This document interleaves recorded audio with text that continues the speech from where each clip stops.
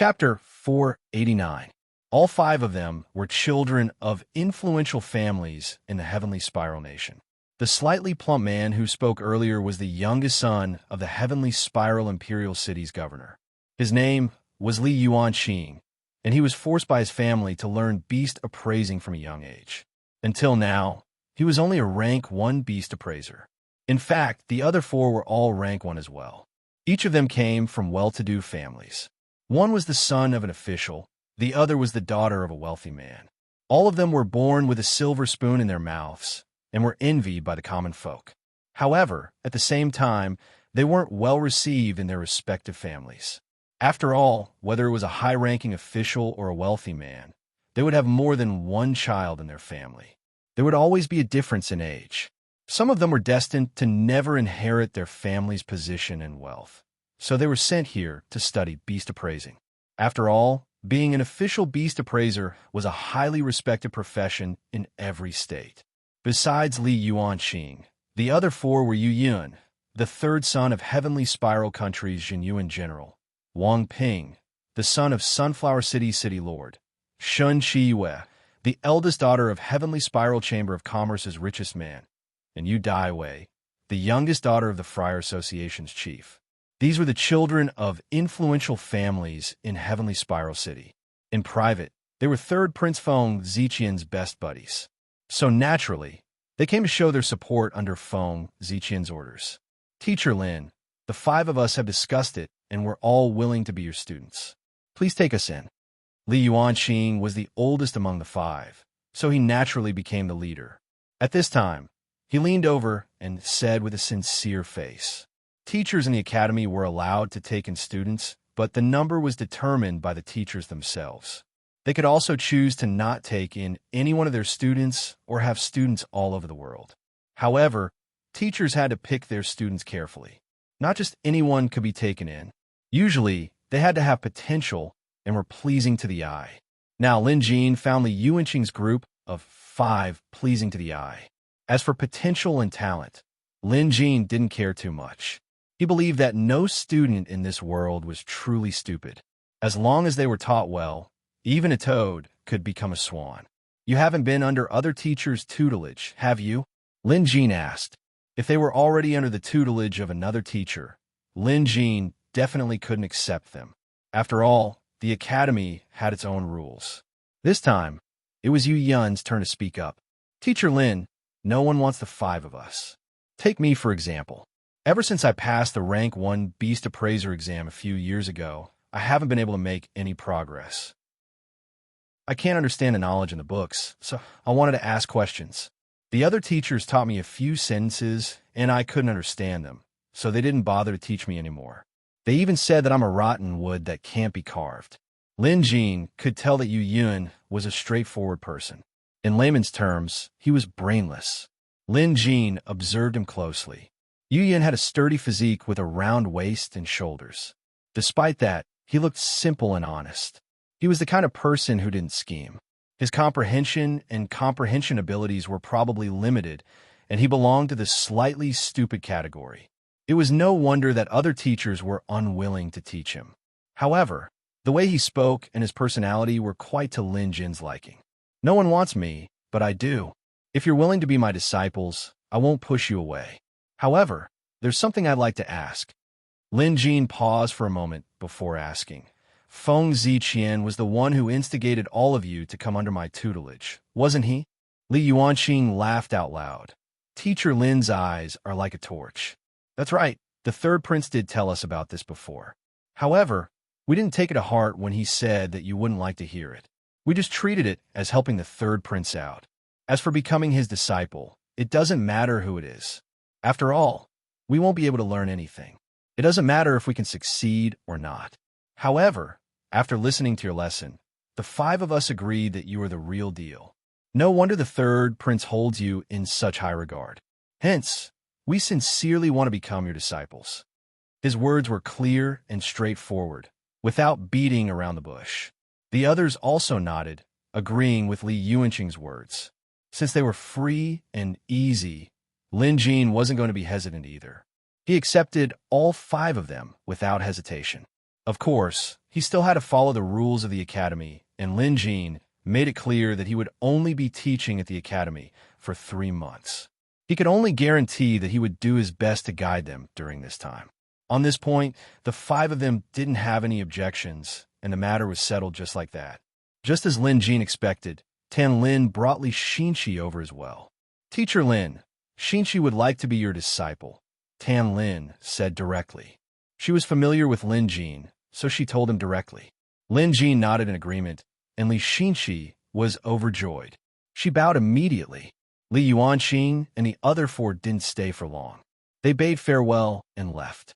Seeing that they were gone, Tan Lin came over and pulled Lin Jin aside to whisper, "Appraiser Lin, those 5 are notorious troublemakers in the academy. They've been here for 2 to 3 years, but none of them managed to get promoted to rank 2 Beast Appraiser. They were basically abandoned by their respective teachers." Tan Lin was clearly worried about Lin Jin. After all, Lin Jin had just become a teacher of Heavenly Jade Academy, and he had already taken in these excellent students. This was quite disadvantageous to him. After all, the academy would conduct monthly evaluations for the teachers, including the assistant lecturers. One of the evaluation criteria was the students' abilities. With evaluations, there would be rankings. It should be noted that the teachers placed great importance on these rankings. Being ranked at the bottom would only bring shame to their reputation. On the other hand, Lin Jin listened carefully to Tan Lin's explanation. He wasn't too bothered by it.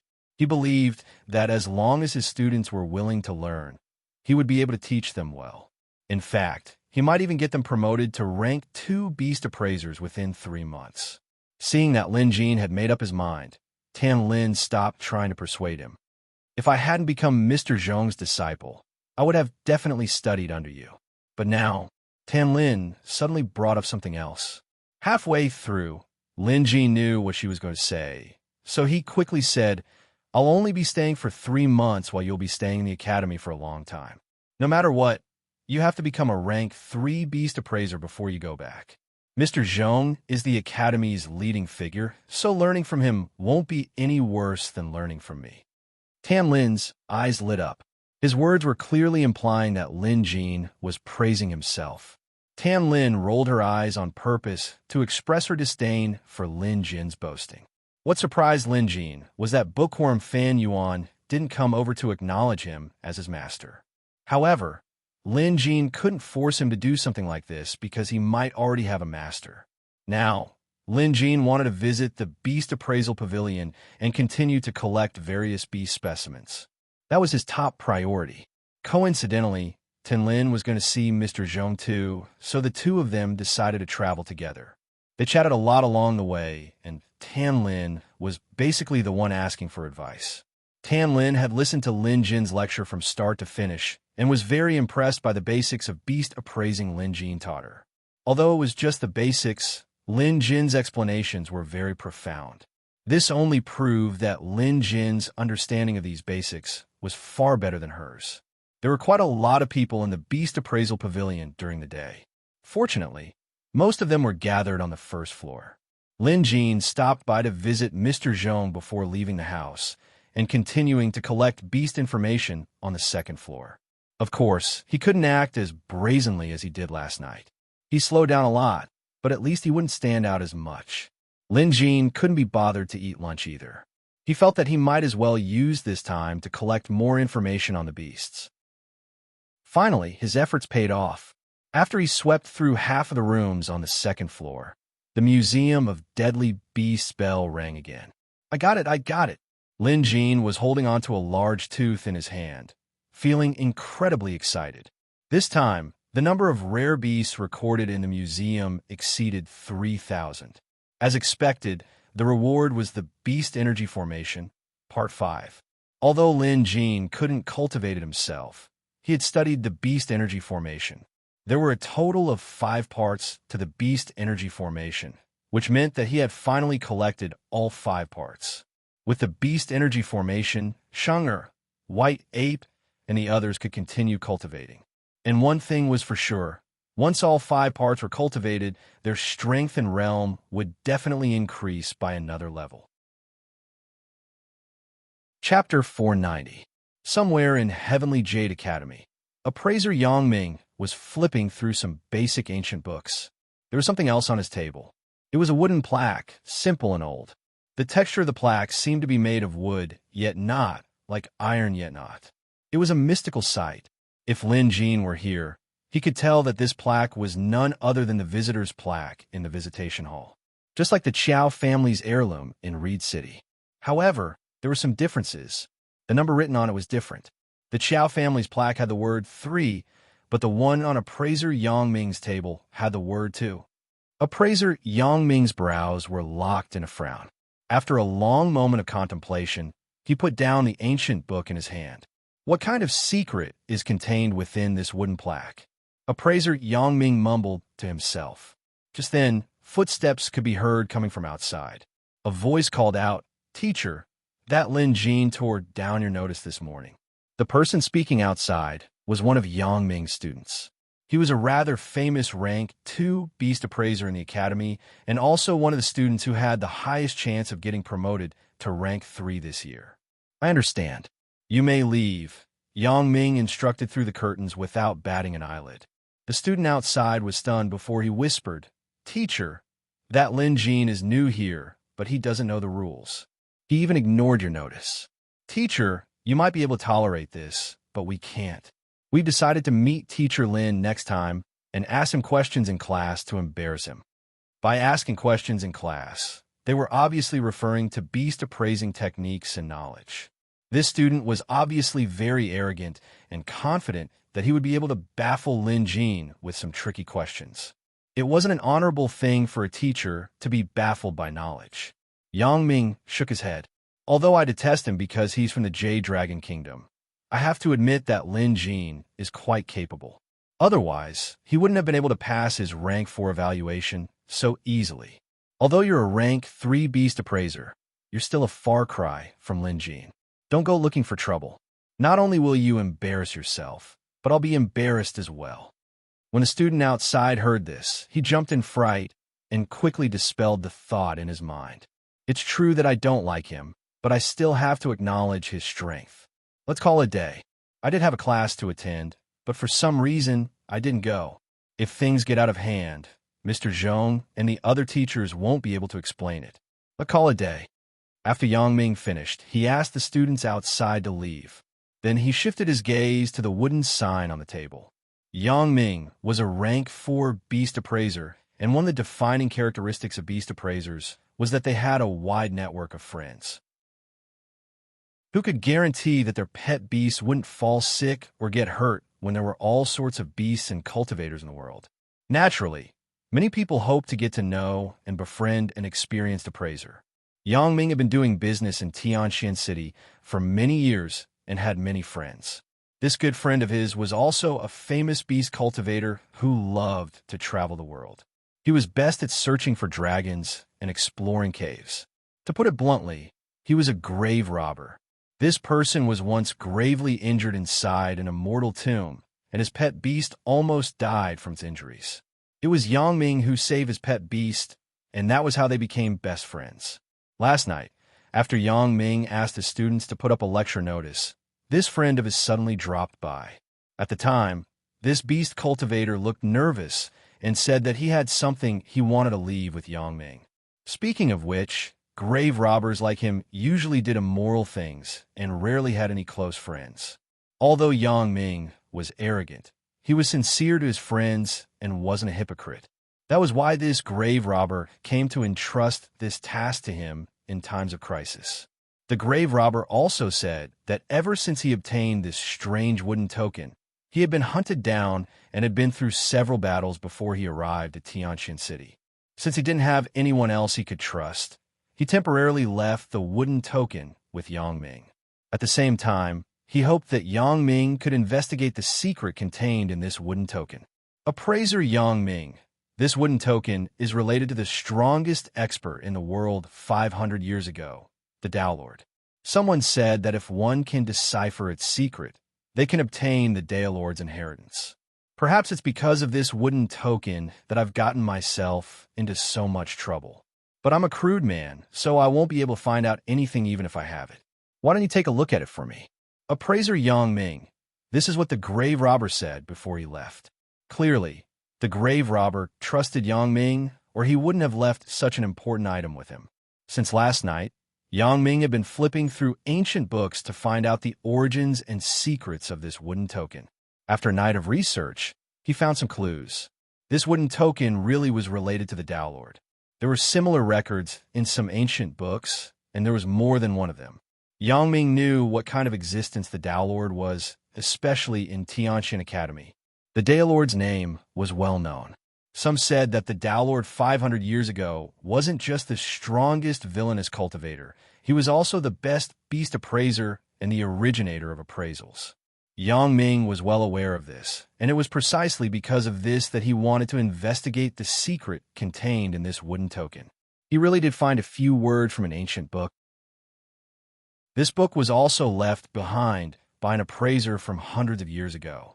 It said that during a meeting with a friend, he once saw counting wood as a key. A good friend opens the door and enters. When he returns, he is in a good mood and his knowledge has grown. Counting would refer to a piece of wood with numbers carved on it. Wasn't this the wooden token in his hand? But how to open the door and enter? That was a little confusing. Where's the door? It was a pity that the ancient book only mentioned this. There were no other similar clues. Yang Ming grew even more curious about this matter. However, he was stubborn and aloof, so he rarely sought help from others. After giving it some thought, he decided to ask the grave robber in detail the next time he returned. The man must know more secrets. Just then, someone chuckled from outside. Appraiser Yang Ming, I hope we didn't disturb you by coming here without saying goodbye. As they spoke, two teachers of the academy came in. They were both rank 4 beast appraisers, just like Yang Ming, and were highly respected. Oh, Appraiser Yin, Appraiser Ouyang, what brings you here out of the blue? Yang Ming stood up to greet them. In the academy, Appraiser Yin and Appraiser Ouyang were mild-mannered and had a good relationship with the other instructors. Yang Ming, on the other hand, had an eccentric temperament that inevitably led to conflicts with others. Appraiser Yin and Appraiser Ouyang, on the other hand, were the complete opposite. Appraiser Yin looked around and said with a smile, "There is indeed a small matter. I heard that Appraiser Yang Ming and the new Appraiser Lin Jin had a small conflict because of what happened in Lecture Hall 1. Yang Ming's expression darkened, but he didn't say a word. Appraiser Ouyang chuckled as well. I heard the students talking about this, but it's not a big deal. We're all teachers of the academy, and we'll see each other all the time, so please don't ruin our relationship over something so trivial. Appraiser Lin Jin is new here, so if he has done anything wrong, please forgive him. Appraiser Yang Ming. Yang Ming kept a straight face as he said, I don't have any grudge against Appraiser Lin Jin. Yang Ming kept a straight face as he said calmly, I have no grudge against that Appraiser Lin Jin. Indeed, I wanted to use Lecture Hall 1 yesterday, but something came up at the last minute, so I couldn't make it. Moreover, I was the one who asked my disciple to put up the notice. It's fine if my disciple is ignorant, but Appraiser Lin Jin tore down my notice himself. Appraiser Yin and Appraiser Ouyang were at a loss for words. Yang Ming did have an odd temper, and it seemed like this wasn't over yet. Appraisers, I'll say it again. I have no grudge against Lin Jin, so please don't provoke me again. I, Yang Ming, am not a troublemaker, and I have many things to attend to. If there's nothing else, please take your leave. Yang Ming got up and saluted them, signaling for them to leave. Appraiser Yin and Appraiser Ouyang exchanged glances before smiling and excusing themselves. Yang Ming suddenly remembered the wooden sign on the table. He turned to look at it before walking over and putting it into his sleeve. Chapter 491. According to the Academy's rules, an official teacher would be assigned a residence within the Academy. Heavenly Spiral Academy was huge and resembled an independent inner city.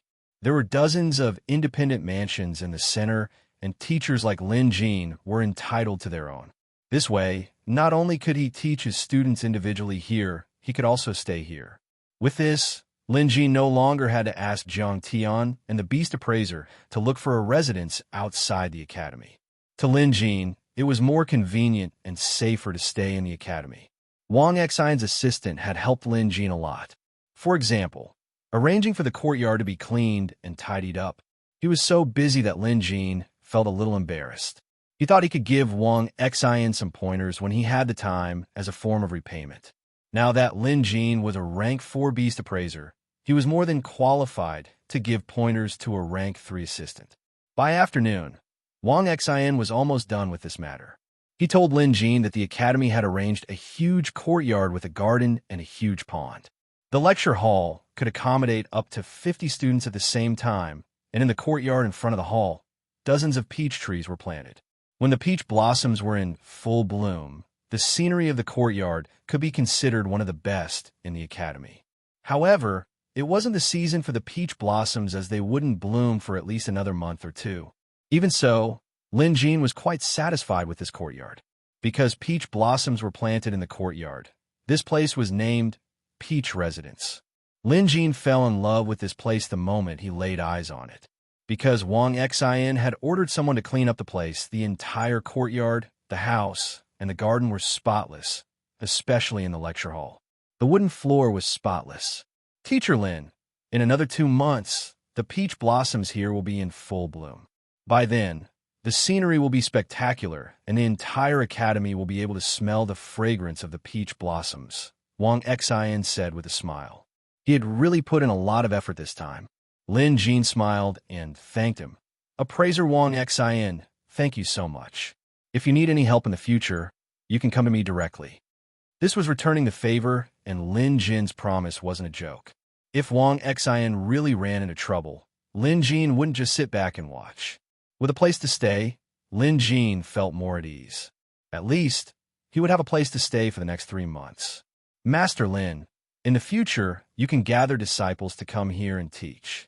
Just as Wang Xian finished speaking, someone outside chuckled. Appraiser Lin, I heard that the academy has assigned you this peach blossom residence. I'm so envious of you. When I first came to the academy, I wasn't assigned a courtyard like this. Lin Jin looked outside and saw Appraiser Yin and Appraiser Ouyang walking in. Seeing this, Wang Xian hurriedly saluted. Both of them were official teachers of the academy and were rank 4 beast appraisers. Wang Xian obviously couldn't compare to them in terms of status. Lin Jin hurried over to greet them. Greetings, appraisers. Lin Jin greeted respectfully. After all, be it Appraiser Yin or Appraiser Ouyang, both of them had helped Lin Jin a lot during the previous assessment. They even gave him the green light. Lin Jin remembered this clearly. You don't have to be so polite. From now on, we'll all be beast appraisers of the same rank, and we'll be teaching at the academy together. We should support and help each other out. Appraiser Ouyang chuckled. He was a little reserved to begin with, and this smile only added to his amiable demeanor. Wang Xian took the initiative to leave. Lin Jin said, Appraiser Wang Xian, if you have time, feel free to visit Peach Blossom Residence more often to discuss the art of beast appraising. Wang Xian could tell this was a gesture of respect. Moreover, since he said this in front of Appraiser Yin and Appraiser Ouyang, it was equivalent to making his presence known in front of these 2 appraisers. Wang Xian was elated. He mused that his hard work today hadn't been in vain. He left in satisfaction. Lin Jin had just arrived as well. However, he could still use a spell to boil some water and serve tea to his guests. Appraiser Lin, this spell is amazing. Appraiser Yin had a keen eye. He could tell that although Lin Jin's spell was small, it was exquisite. It was done in one go, and not just anyone could pull it off. That's right, especially this fire-repelling spell. It's amazing. Appraiser Ouyang complimented. Lin Jin smiled. It's just a small trick. Sorry for the embarrassment. After brewing the tea, they shared it under the peach blossom tree. It was a wonderful story to be told. Appraiser Lin, Appraiser Ouyang, and I have visited Appraiser Yangming. Appraiser Yin said after taking a sip of his tea. Lin Jin was stunned for a moment before coming to a realization. Appraiser Yin and Appraiser Ouyang were kind-hearted people. They must have heard about what happened in the lecture hall this morning and came to mediate. Speaking of which, Lin Jin didn't mind. He was just curious as to why Appraiser Yang would always target him when he had no grudge against him. Lin Jin even speculated that appraiser Yang might have some sort of relationship with the demonic appraiser. Of course, this was just Lin Jin's speculation. He had no proof, and the truth might not be the same as what he guessed. Appraiser Lin, you're new here, so you don't understand appraiser Yang Ming's temper. He's a rather arrogant man and isn't easy to talk to. You'll get used to it, appraiser Ouyang said with a hearty laugh. For what he said, Lin Jin could roughly guess that their visit to appraiser Yang Ming probably didn't achieve their goal. It was even possible that appraiser Yang Ming didn't show them any respect. But no matter what, they were trying to mediate, so Lin Jin had to show them some respect. Lin Jin saluted them. Appraisers, I don't have any grudge against appraiser Yang, and we didn't even know each other before this. I think it's just a misunderstanding between us. That's right, it's a misunderstanding. We're all teachers of the academy, and we'll see each other again in the future, so there's no need to make things awkward. When we visited appraiser Yang, we talked about this, and he agreed with us. Having said that, appraiser Yin glanced at Peach Blossom Residence and said, Appraiser Lin, I see that you haven't moved in yet. Why don't I ask my students to come over and help you purchase some daily necessities so you don't have to make the arrangements yourself? Lin Jin didn't want to trouble appraiser Yin, so he quickly said that he could handle it himself. Since he had students, he could just leave it to his new students. At Lin Jin's words, appraiser Yin gave up. The three of them chatted for a while more before appraiser Yin and appraiser Ouyang took their leave. This place is great. Appraiser Ouyang and I will visit again in the future. I wonder how your chess skills are, appraiser Lin. Let's play a game sometime.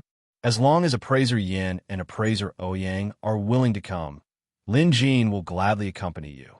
Lin Jin chuckled. After sending them off, he finally had the time to look around Peach Blossom Residence. It was no wonder appraiser Yin and the others were so envious. This place was truly elegant, and the more Lin Jin looked at it, the more he liked it. After closing the door, it was as if he was in his own world, quiet and leisurely. Chapter 492. Lin Jin strolled over to the pond in the backyard.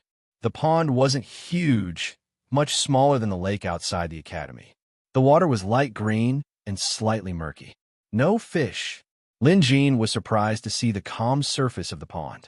But on second thought, Wang Xian mentioned that while this Peach Blossom residence was elegant, it had been a long time since it had been allocated to other teachers. Since no one lived here, even if there were fish, no one would take care of it, so it made sense that there were no fish.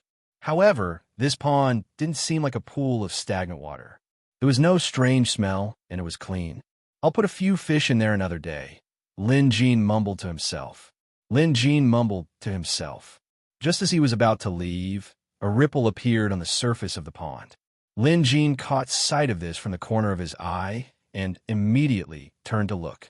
There was nothing, but the ripple did exist. It was as if someone had just tossed a pebble into the pond. Lin Jin wasn't an average beast appraiser. His senses were extremely sharp, and in that instant, he clearly sensed a faint aura. Monster aura. If Lin Jin wasn't so confident in his nose, he might have thought that it was just an illusion. Obviously not. Lin Jin could be mistaken about other things, but he would never mistake a monster aura. In the cultivation method he cultivated, there was an orifice that allowed him to circulate energy. He had already awakened his orifice, especially when it came to monster auras. As long as there was even a hint of monster aura, it wouldn't escape his nose. There's monster aura in the academy? How dare they? Lin Jin muttered to himself. Of course he was curious. After all, this was Heavenly Jade Academy. There were more than 20 rank 4 beast appraisers here and hundreds of rank 3 beast appraisers. These were all experts, and any one of them had a rank 3 pet beast. There were even more with rank 4 pet beasts. To think that there was monster aura and monster hiding here. Lin Jin had to admit that this monster was pretty bold. Lin Jin pretended to leave, but in reality, he had used camouflage to sneak back and observe the pond from afar. Moments later, Lin Jin saw the silhouette of a fish slowly emerge from the bottom of the pond. Then, a large green-scaled fish popped its head out. It was a carp, but it was the biggest one Lin Jin had ever seen. Its body alone was over 5 feet long. Logically speaking, a pond of this size shouldn't have been able to harbor such a large fish. What's more, it was a carp that already had demonic aura. What does it plan to do? Lin Jin was now curious. He had many questions. For example, how did this carp spirit survive in Heavenly Jade Academy? After all, this place was filled with experts. Even if he could hide for a day or two, there was no way he could remain undetected forever.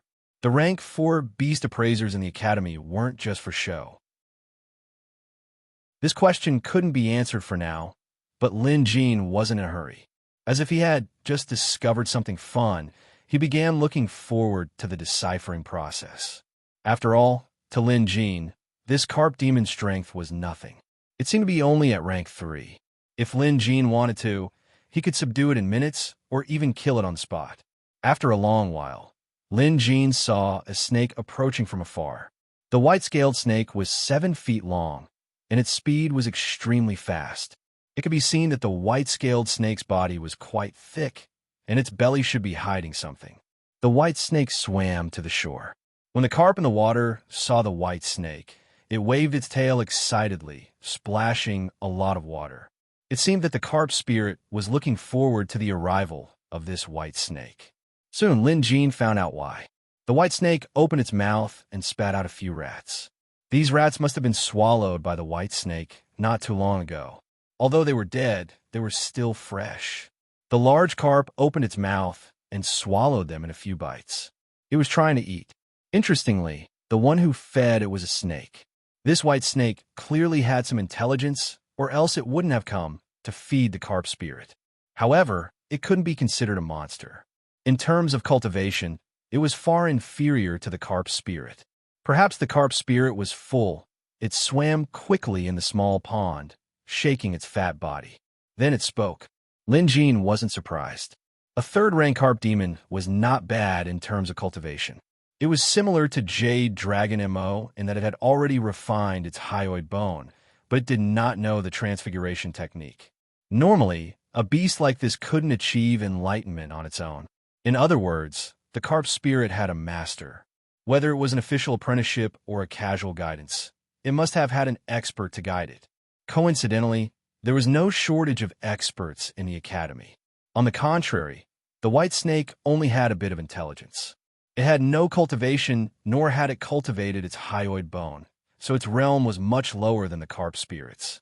The carp spirit's words were slurred, as if it was speaking with water in its mouth. By Lin, since you've been giving me delicious food every day, I'll teach you a few incantations. Listen carefully. As for whether or not you'll be able to enter the Tao, I don't know. It'll depend on your luck. The carp spirit was calm and at ease. At this moment, he actually opened his mouth to talk about the Tao. That was probably the most basic cultivation method for monsters. It wasn't profound at all. Compared to the complete 5 parts of the beast energy formation in Lin Jin's hands, it was unbelievably crude. There was no comparison at all. However, the white snake was mesmerized by the carp spirit's words. It had clearly gained sentience and could understand human speech. The big carp buzzed for a long time before saying, "That's all for now. If you want to hear more next time, you'll have to get me something to eat. Teacher said I'm not allowed to eat the fish in the lake, and the shrimps aren't even enough for me. You're the only thing that can fill my stomach." This was obviously a complaint. From this sentence, it could be seen that the relationship between the big carp and the white snake was not bad. Of course, they were also taking what they needed. The big carp needed to eat more to fill its stomach, while the white snake wanted to cultivate and enter the path through cultivation. Apart from that, Lin Jin heard another key point. The carp spirit mentioned a teacher. In other words, just as Lin Jin had guessed, it had a master. Moreover, this pond was connected to the large lake in the academy. This was indeed surprising. Of course, it wasn't difficult to verify this. All they had to do was go into the water and take a look. Others might not be able to do it, but Lin Jin had the water reservoir armor that allowed him to control the water around him perfectly. Hence, this wasn't a difficult task for him. Lin Jin didn't disturb the white snake and the carp spirit. Strictly speaking, this pond was the carp's home, and the white snake was dedicated to the path of Tao. They hadn't done anything evil, so Lin Jin wouldn't cause them trouble for no reason. Just then, the carp spirit said, "Bai Lin, you should go back. A teacher from the academy is staying in Peach Blossom Abode today. He's quite young, and I've sneaked a peek at him before. Be careful when you come here again. Don't let anyone see you, or I won't be able to save you even if he kills you." It was actually advising the white snake to be careful. The white snake could understand, so it nodded repeatedly before swimming away. The big carp also made a few bubbles before diving into the water and disappearing without a trace. Lin Jin removed his camouflage. He was curious and amused at the same time. Lin Jin planned to investigate this pond to see if it was truly connected to the academy's lake outside. But now wasn't the time. With his sharp hearing, Lin Jin could already hear footsteps outside Peach Blossom Abode. It sounded like Li Xinxi and his students had arrived. Students were responsible for cleaning the teachers' residences. This was a rule of Heavenly Jade Academy. In addition, students were required to take care of their teachers' meals and living arrangements. They were even allowed to stay in their teachers' courtyards. Chapter 493. Lin Jin finally settled down at Heavenly Jade Academy. In the afternoon, Lin Jin gave a lecture to Li Xinxi and Li Yuanqing. As they were his students, Lin Jin had to be responsible for them. Before the lecture, he had to understand their situations so that he could give them targeted lessons. In the middle of the lecture, the student named Fan Yuan finally came to acknowledge Lin Jin as his master. Curious, Lin Jin asked him why he didn't acknowledge Lin Jin as his master this morning.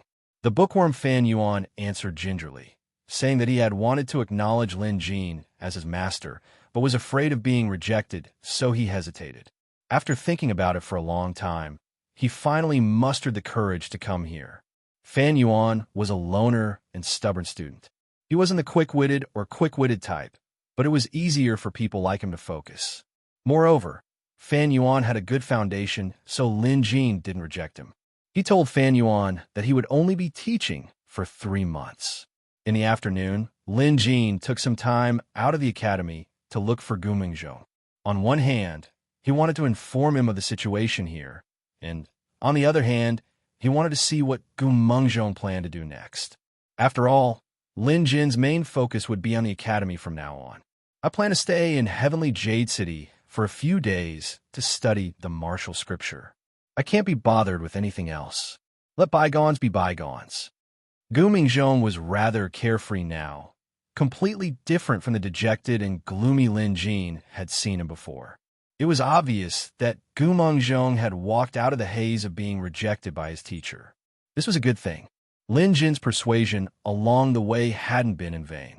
Of course, it could also be due to the martial sacred scripture. This was a martial manual written by a 100-year-old martial saint. It was truly incomparably profound. However, if Gu Mingzhou could fully comprehend the sword techniques within, coupled with the rank 4 ink beast, Gu Mingzhou would definitely be able to become a famous expert at that time. Since that was the case, Lin Jin was relieved. By the time they returned to the academy, it was already dark. Li Xinxi, Shun Shiwei, and Yu Daiwei were all girls, so they obviously couldn't stay overnight. Even if they were willing, Lin Jin wouldn't agree. Li Yuanqing, Yu Yun, and Wang Ping were willing to stay. But after Fan Yuan, a student from a poor background, volunteered to stay, the others agreed.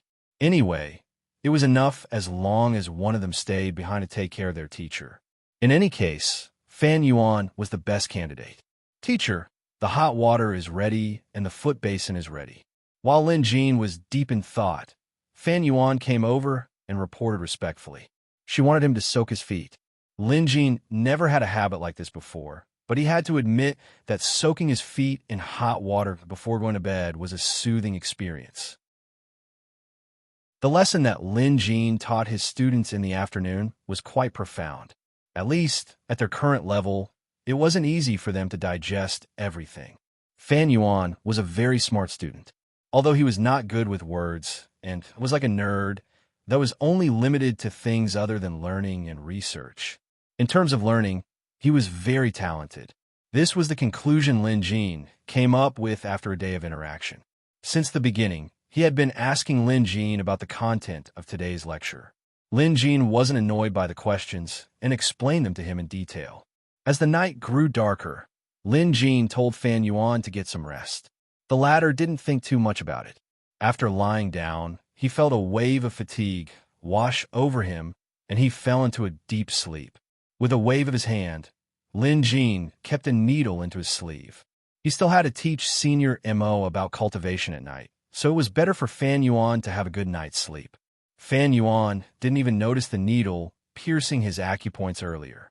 With Lin Jin's current abilities, it wasn't hard for him to make the man sleep soundly for the entire night. Senior Mo had been holding back for an entire day.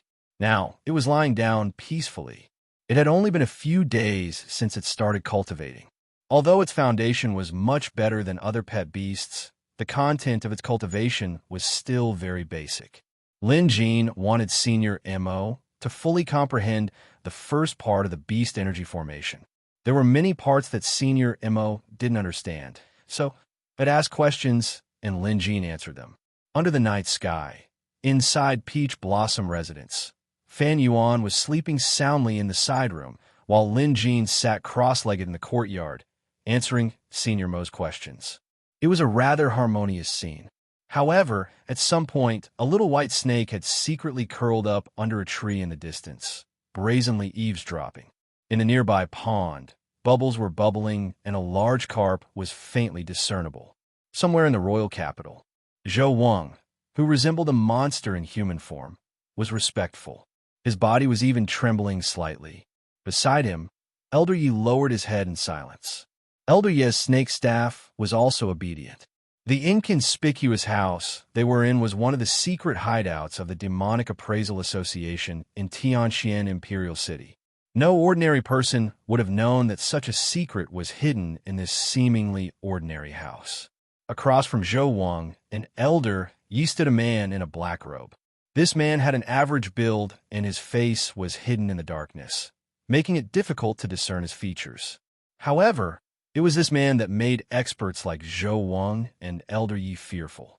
Zhou Wang had recounted the meeting with Hall Master Chu and young Master Gui the night before. Beside him, Elder Yi added in from time to time. In that case, Chu Chi was the one who summoned you to discuss countermeasures that night. The black-robed man's voice was deep, and it made them uncomfortable. Yes, Emissary Black. However, Hall Master Chu didn't show up the next day.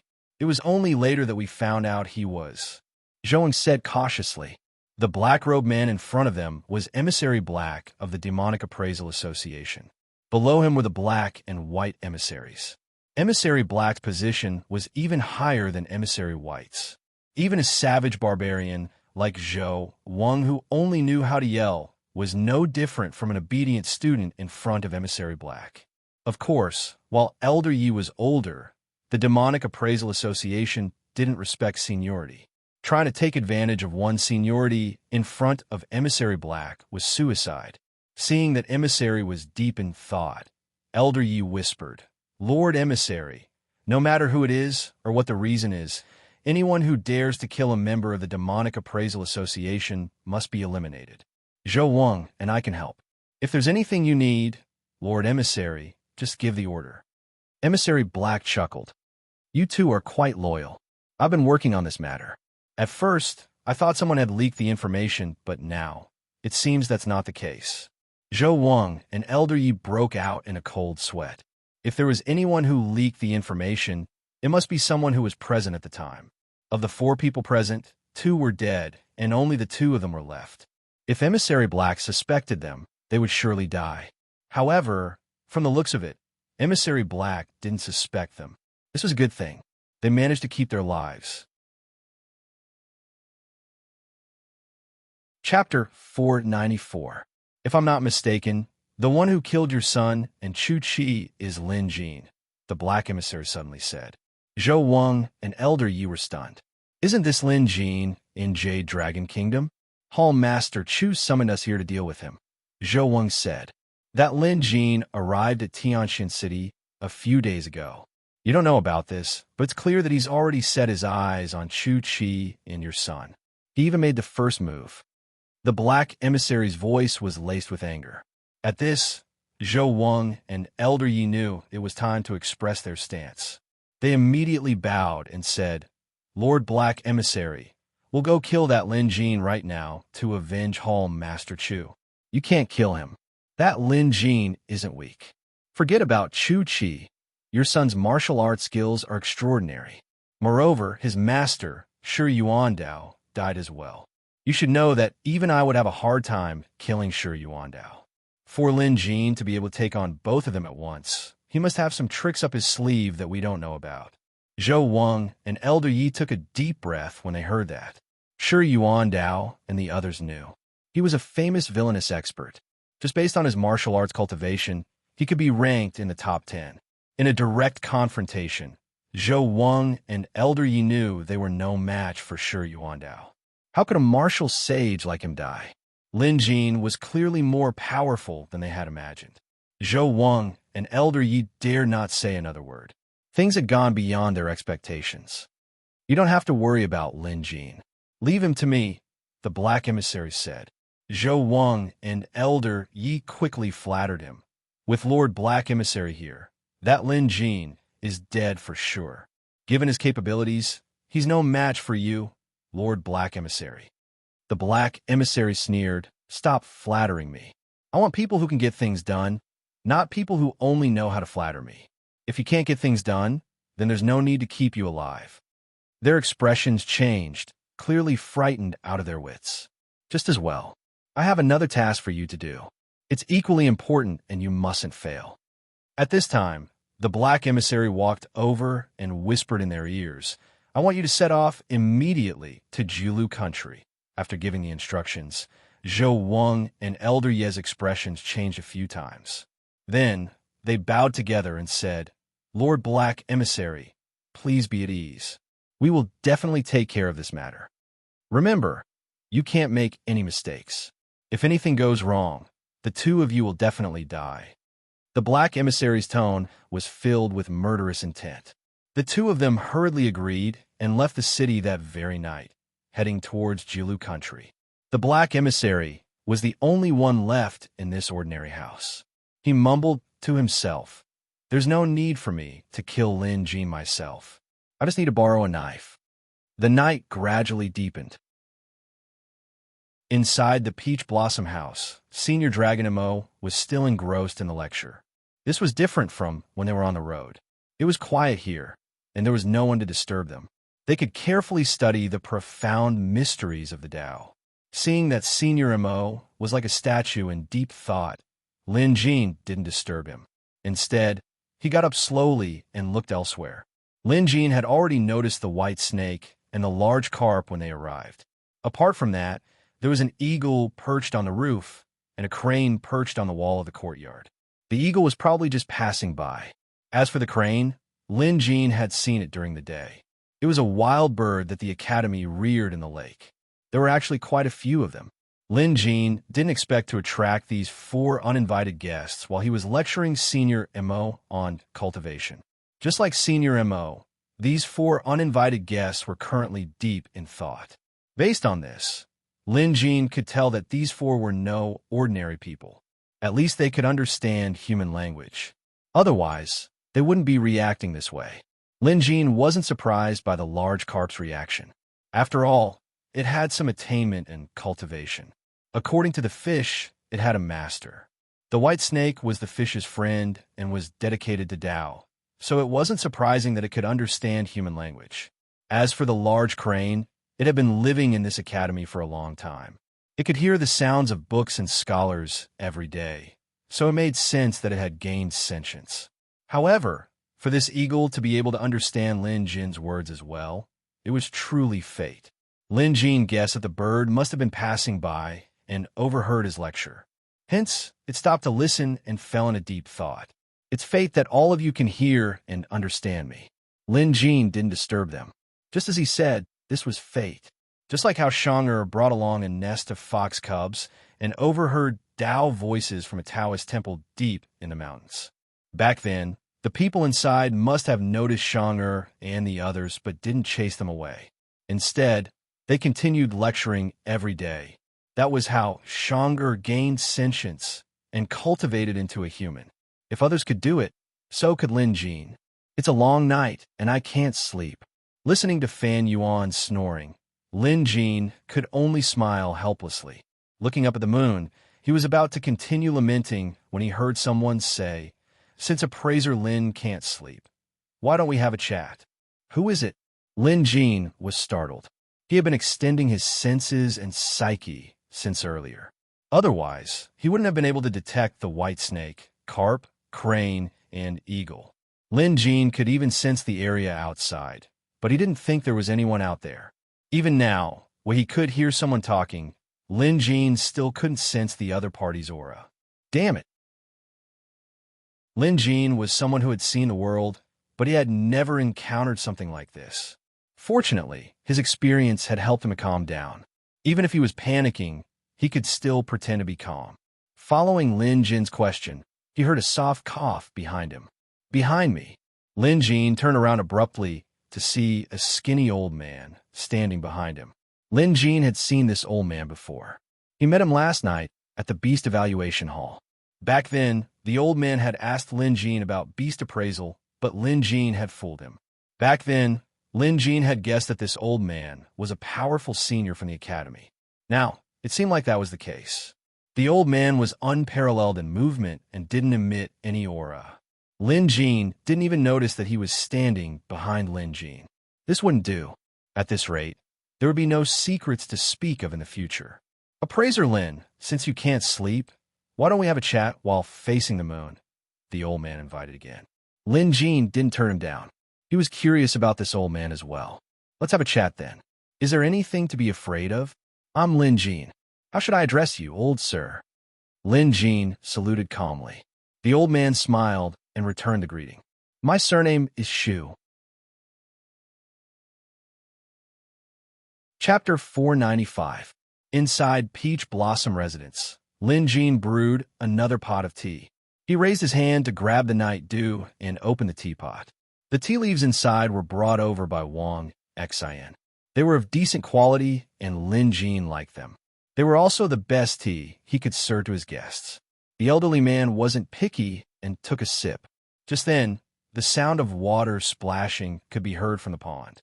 At the same time, someone called out, "Disciple Qing Lin greets you, teacher." Lin Jin knew it was the large carp in the pond who spoke. It had clearly snapped out of its reverie. However, Lin Jin was surprised that the large carp hadn't left and had even taken the initiative to speak. "Teacher?" Lin Jin glanced at the elderly man and realized who taught the large carp cultivation methods. Interestingly enough, the large carp didn't leave.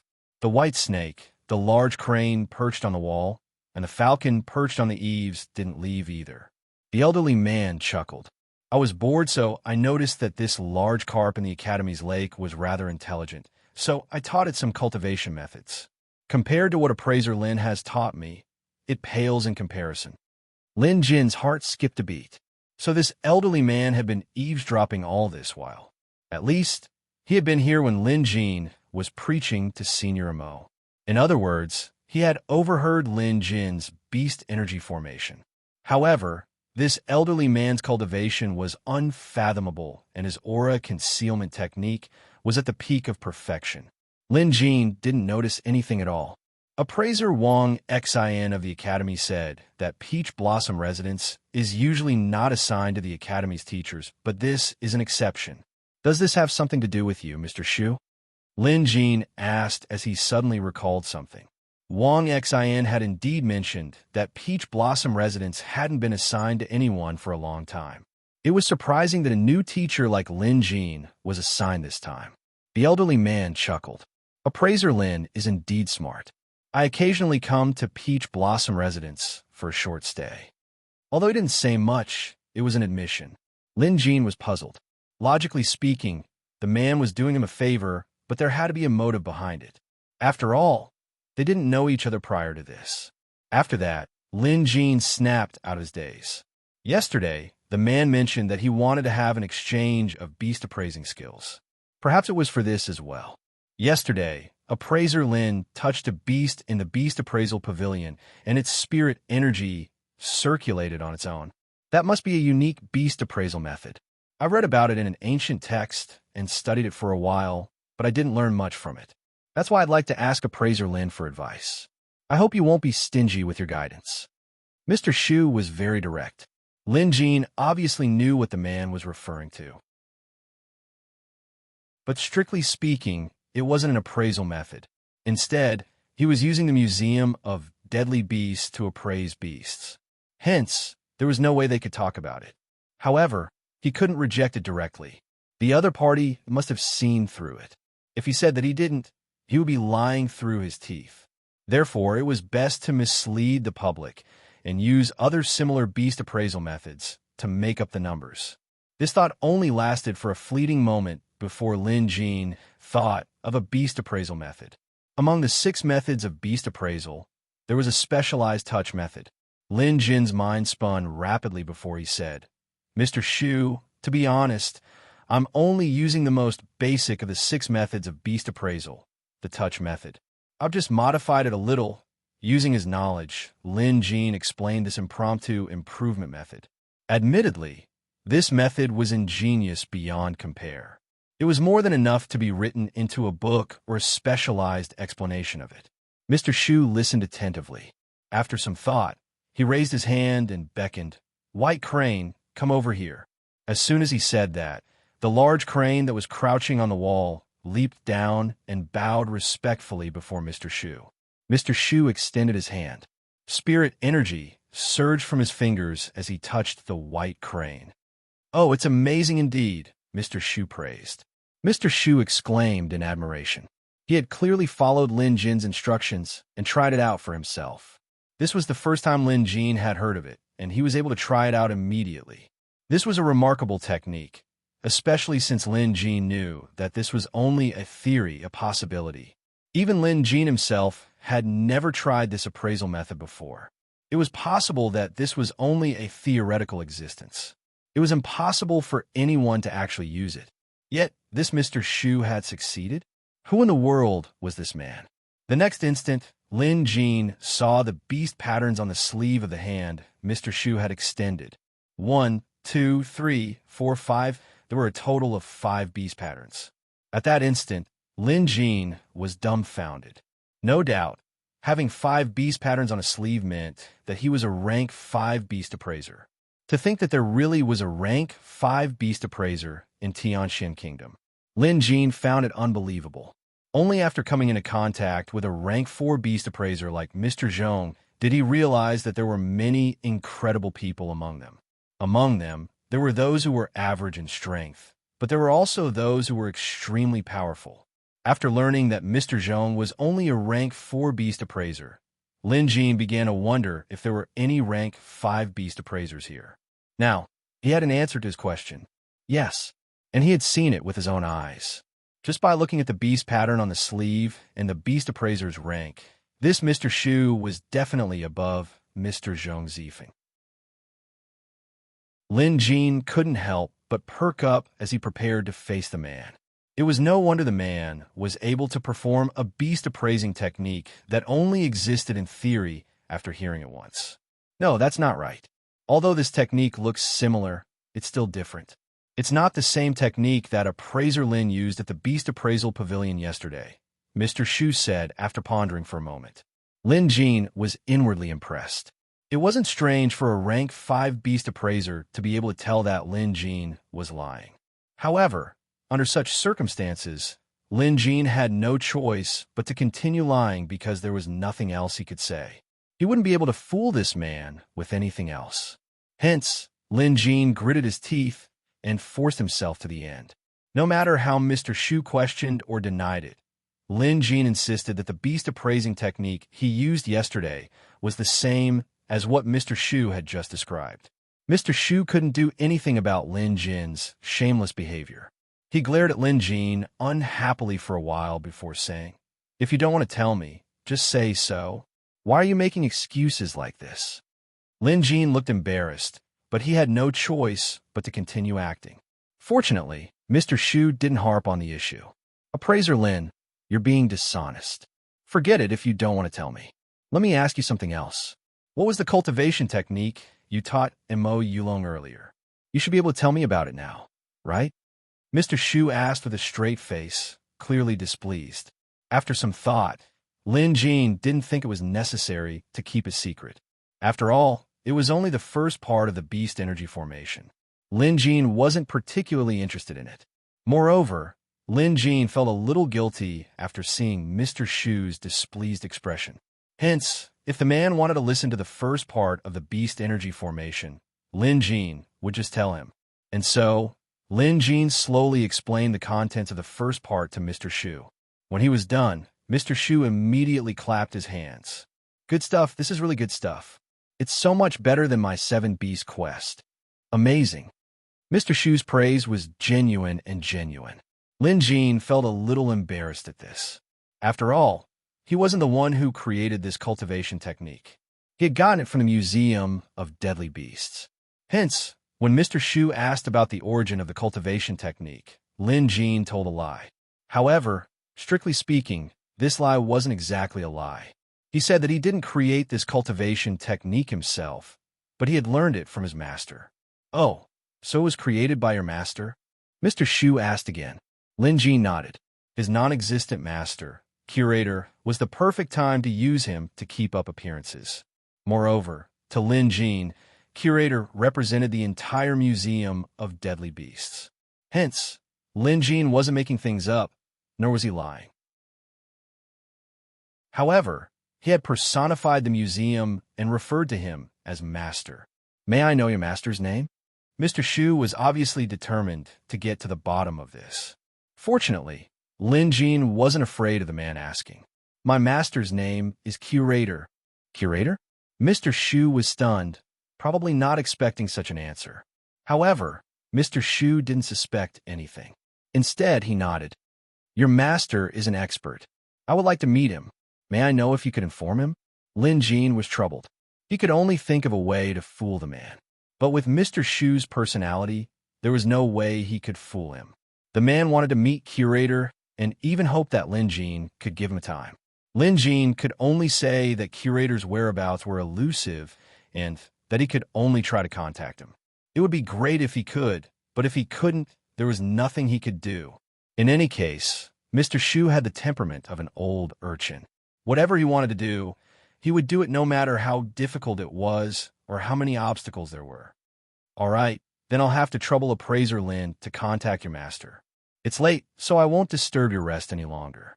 I'll come back another day. After Mr. Shu finished speaking, he stood up and walked out. This personality, coming and going as he pleased. How carefree and unrestrained. Lin Jin couldn't even wait to see him off. Moreover, Mr. Shu was a legendary rank 5 beast appraiser with incredible skills. If he wanted to leave, Lin Jin wouldn't be able to catch up. As for the exchange, Lin Jin didn't take it as a joke.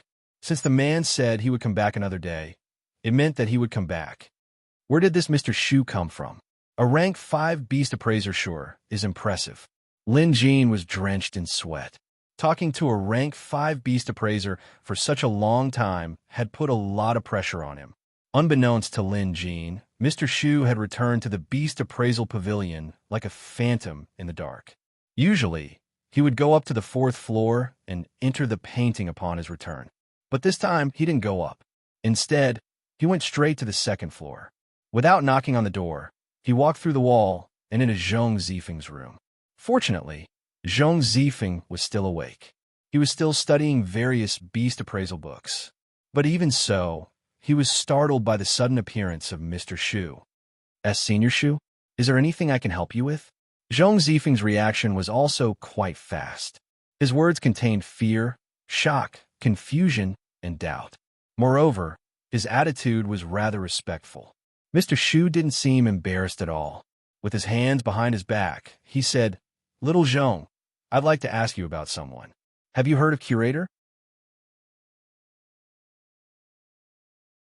Chapter 496. What kind of person was Zhong Zifeng? He was a prominent figure in the Beast Appraisal Association of Heavenly Spiral Nation. Beast appraisers from all over Zhongzhou admired Zhong Zifeng immensely. Some even claimed that Mr. Zhong was qualified to be promoted to rank 5 long ago, but he refused to do so. He had been clinging on to his rank for all this while. Many people didn't understand why, but Mr. Zhong stubbornly persisted. Others obviously didn't know the reason. Perhaps only Zhong Zifeng himself knew. It was because of Xu Xiaolu. Since Xu Xiaolu was now a rank 5 beast appraiser, Zhong Zifeng refused to promote to rank 5 out of respect. In other words, if Xu Xiaolu was willing to become a rank 6 beast appraiser, Zhong Zifeng would naturally become a rank 5 beast appraiser. Even the emperor of Spiral Great Nation, Feng Tianan, had to respectfully address Zhong Zifeng as Elder Zhong, or Mr. Zhong. For Xu Xiaolu to call Zhong Zifeng as Little Zhong, and Zhong Zifeng thought it was normal, it showed how high senior Xu Xiaolu's position was in Zhong Zifeng's heart. Since Xu Xiaolu was asking for information, Zhong Zifeng naturally told him everything he knew. Curator? Zhong Zifeng thought for a moment before answering. I've heard of him. Xu Xiaolu was overjoyed. Tell me about it. Curator's name had been resounding recently. Although Zhong Zifeng spent most of his time in Heavenly Spiral City, or even the Academy, he still had some understanding of the world happenings. Previously, the curator had ordered the villainous experts, Black Crow and Madame Ghostchild, to threaten an intermediate kingdom in the grassy continent. Zhong Zifeng was naturally unaware of such a trivial matter, but the fact that the curator single-handedly went to Daluo Temple was well known to the world. After all, that was Daluo Temple, which was comparable to a premium country. Curator came alone to challenge the temple, but was politely escorted down the mountain by a group of monks. Zhong Zifeng knew that he didn't have the ability to do so. What did it mean to become famous after a single battle? This was it. It was because of this incident that Curator's name spread like wildfire in Zhongzhou. Of course, Zhong Zifeng had heard of him. Hence, he told Xu Xiaolu everything he knew and added, Senior Xu, why are you asking about this? On the other side, Xu Xiaolu waved his hand without saying anything. Then, his figure flashed and disappeared without a trace. However, Zhong Zifeng was already used to it. Senior Xu Xiaolu's appraisal skills were extraordinary. From what Zhong Zifeng could tell, he had long surpassed the rank 5. It wouldn't be an exaggeration to call him a rank 6 beast appraiser. Other than that, Senior Xu Xiaolu's skills were unfathomable, and his eccentric personality allowed him to do whatever he wanted. Because he was already used to it, Zhong Zifeng didn't ask any more questions. He adjusted his mood and continued to read. However, this book was no longer in his heart. Why does Senior Xu want to know about Curator? The next morning, Lin Jin arranged for another public lecture. But this time, he used Lecture Hall 4. The number of people who showed up this time was noticeably higher than before. Other than the group of hedonistic rich kids who still came to support him, there were more than 10 other students who showed up as well. Even so, more than half of the seats in the lecture hall were still empty. Lin Jin didn't mind this at all. It was already good enough that he had a student. After all, this was only a temporary teaching position. It was more about quality than quantity. Although there weren't many students, Lin Jin didn't hold back at all during his lecture. He was serious. Therefore, all the students who came to listen to the class, especially those who came for the first time, felt as if they had found a treasure. Halfway through the class, they had already put away their originally lazy and contemptuous thoughts and began to listen attentively. That's more like it. Lin Jin chuckled inwardly. Looking at the students below, he felt like he had returned to his school days in his original world. Back then, he was truly carefree. At that moment, Lin Jin's gaze swept across the room and landed on a female student dressed in green who was sitting in a corner. Lin Jin still didn't notice when she arrived. It was as if she wasn't there before, and when he looked up again, she was already sitting there. Lin Jin had been paying attention to this female student since the last time he met her. Wang Xin had been guarding the door, but no other female students had entered or left. Hence, this time, Lin Jin immediately paid attention to her. Without batting an eyelid, Lin Jin continued his lecture. However, when the lecture was about to end, he deliberately walked down from the lecture hall. If there's anything you don't understand, feel free to ask me in class. With his hands behind his back, Lin Jin deliberately paced back and forth. Seizing this opportunity, he walked past the female student. This female student was a rare sight to behold. Even though Lin Jin was used to seeing Shang'er's peerless beauty, he was still left speechless by her beauty. How could this person be so perfect? Just like a beauty from a painting. As Lin Jin walked past her, he discreetly extended a silver needle and pierced it into the green-clothed girl's clothes. With this, Lin Jin could pinpoint her location so he could investigate after class. Lin Jin assumed that no one noticed his actions. However, not long after the class ended and the green-clothed girl left, Lin Jin raised an eyebrow. The connection between him and the silver needle had been severed. This was Lin Jin's first time encountering such a situation. After pondering for a moment, he still couldn't figure out the reason behind it. The only possibility was that the green-clothed girl had discovered the silver needle. However, she couldn't possibly erase the psyche attached to the needle, unless this female student's cultivation level was so high that it was much higher than his. The other possibility was that there was an expert behind the girl. Lin Jin was more inclined to the second possibility. Moreover, he had a vague feeling that the expert behind the green-clothed girl was most likely related to that strange Mr. Shu. In Heavenly Jade Academy, there were only two people that Lin Jin was wary of. One was Mr. Zhong, and the other was Mr. Shu. In the afternoon, when he was teaching his students at Peach Blossom Residence, Lin Jin deliberately asked if anyone had seen the green-clothed girl during class today. Sure enough, no one had, just as Lin Jin expected. Then, Lin Jin asked another question. Had anyone heard of Mr. Shu? To Lin Jin's surprise, be it Li Xinqi, Li Yuanqing, or the other students, none of them had heard of Shu Garden's Mr. Shu.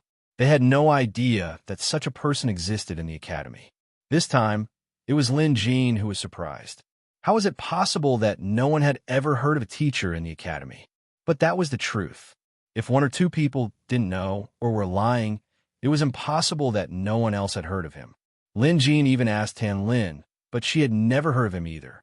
He asked appraiser Wang Xian about it, but the latter shook his head. That was odd. Someone who didn't exist. Chapter 497. This time, Lin Jin was actually looking forward to Mr. Shu's visit. At the very least, he could ask him about his background in person. After Lin Jin called Tan Lin out for a series of baffling questions, she returned to Spring Hall with no idea what was going on. Spring Hall was where Zhong Zifeng usually stayed. Although he spent most of his time in the Beast Appraisal Pavilion, he would return to Spring Hall when he was teaching his students.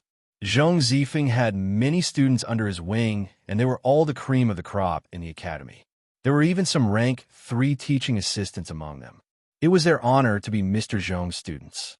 Tan Lin was Mr. Zhong's most recent disciple, and she was also the one he valued more. However, when Mr. Zhong saw Tan Lin this time, he called her into a room alone and asked, "Tan Lin, you're from the Jade Dragon Kingdom. Have you heard of a person?" Mr. Zhong went straight to the point and asked directly. Last night, Shu Xiaolu's questions had unsettled him. Since Senior Shu Xiaolu was asking about the curator, Zhong Zifeng couldn't ignore him. He knew very little about the curator. He only knew that the man trespassed into Daoyuo Temple on his own. He knew very little about the curator. It was said that the curator had appeared in the Jade Dragon Kingdom before. Some even speculated that the curator was a citizen of the Jade Dragon Kingdom. So Zhong Zifeng specifically asked Tan Lin, who was also from the kingdom. "Teacher, who are you asking about? If I know, I'll tell you everything I know." Tan Lin was very respectful toward Zhong Zifeng. The latter asked, "Have you heard of the curator?" "Curator?" Tan Lin wore an odd expression. Of course, she knew of the curator. Back in Maple City, she had heard of this name more than once. She knew that the curator was a contemporary expert who could mobilize villainous experts. In addition, the curator was Lin Jin's teacher and an incredible beast appraiser. None of this was a secret, so Tan Lin didn't hide it from Zhong Zifeng. She told him everything in detail. To think there's such an extraordinary person in this world. Zhong Zifeng exclaimed in admiration. He didn't ask Tan Lin alone. In fact, he had asked about the curator from others as well. Hence, In less than a day, he had gained a deep understanding of the curator. After clarifying the situation, Zhong Zifeng immediately returned to the Beast Appraisal Pavilion and found a small book tower on the 4th floor to report what he had learned. There's actually such an extraordinary person in this world. Xu Xiaolu's voice was exactly the same as Zhong Zifeng's. Of course, Xu Xiaolu's voice carried a hint of playfulness. At this moment, the person standing in front of Zhong Zifeng was no longer the old man from yesterday. Instead, it was a green-robed woman. Her features were picturesque, and her beauty was enough to cause the downfall of nations. She was fiddling with something in her hand. Upon closer inspection, it was a tiny silver needle. Also, there's a new teacher in our academy. He's curator's disciple and successor. His name is Lin Jin. Zhong Zifeng obediently told Xu Xiaolu everything he heard. Xu Xiaolu nodded. He naturally knew about this. Xiao Zhong, thank you for this time. The green-robed woman smiled faintly. Seeing this, Zhong Zifeng hurriedly cupped his hands and said, I wouldn't dare. It's just a small favor. It's not worth mentioning. Senior Xu must be joking. Having said that, Zhong Zifeng looked up, but the green-robed woman was nowhere to be seen. Zhong Zifeng wasn't surprised. In the academy, only a handful of teachers knew of Xiaolu's existence. Other than himself, there were only a few other teachers who had served as pavilion masters in the Beast Appraisal Hall. They all knew that Xiaolu's whereabouts were erratic. No matter where he came or went, it was difficult to detect him. Zhong Zifeng looked at the painting in front of him. A green-robed woman gradually appeared in the painting, while the old man's figure blurred and vanished in the blink of an eye. It was as if the person in the painting had been erased. Before the sky turned dark, Lin Jin saw that Mr. Xu sitting on a stone bench in the yard, smiling at him.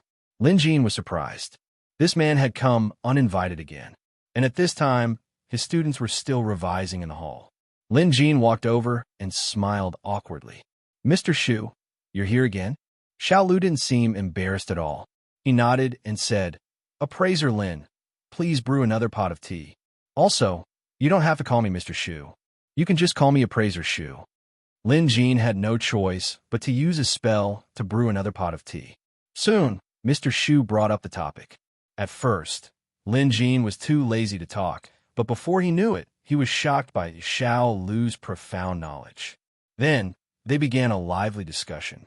Idle people chatted while experts debated. Lin Jin and Xiaolu were now debating. However, Lin Jin was relying on the Museum of Deadly Beasts to be able to compete with Xiaolu. Even so, Lin Jin felt like he was being suppressed by the man. This undoubtedly triggered Lin Jin's competitive spirit. The large carp in the pond had been eavesdropping for a long time, while the white snake in the grass was late. As for the white crane on the wall and the falcon on the roof, they had arrived long ago. When Li Xinqi and the others heard the commotion outside, they came out to have a look out of curiosity. To their surprise, they saw Teacher Lin discussing the art of beast appraising with a handsome old man. The few of them looked at each other, and with a tacit understanding, they did not say a word and began to listen carefully. After listening for a while, their heads were already swollen. This was because the beast appraising method that the two men were discussing was extremely abstruse. They tried their best to understand, but they could not keep up. As a result, their thoughts were disrupted, which was why they felt so uncomfortable. Lin Jin was also the first to notice the abnormality in his students' behavior. Lin Jin had a bad feeling about this. He immediately stopped talking and waved his hand. A few silver needles flew out and pierced into the Lingtai acupoints of the disciples. It was like a heavy blow to the head where a bucket of cold water had been poured over their heads. The disciples all shivered. All of you can go back for today. Rest well and don't overthink things, Lin Jin instructed. Li Xinqi and the others quickly bowed and left, not daring to stay any longer. Seeing Lin Jin using the pulse-seeking technique, Xiaolu's eyes glinted. After Lin Jin sat back down, Xiaolu took out a needle from his pocket. Appraiser Lin, is this needle yours? Lin Jin knew what was going on at a glance. Needless to say, that green-dressed female student who came to his class for the past 2 days must be a Appraiser Shu student. It was no wonder the psyche on the needle was erased. With Mr. Shu's abilities, it wasn't difficult for him to do so. However, there was one thing that Lin Jin was curious about. He had already asked around, but no one knew who this appraiser was. If that was the case, how did he manage to recruit students to teach him? Regardless, Lin Jin knew he was in the wrong for poking a needle into his student.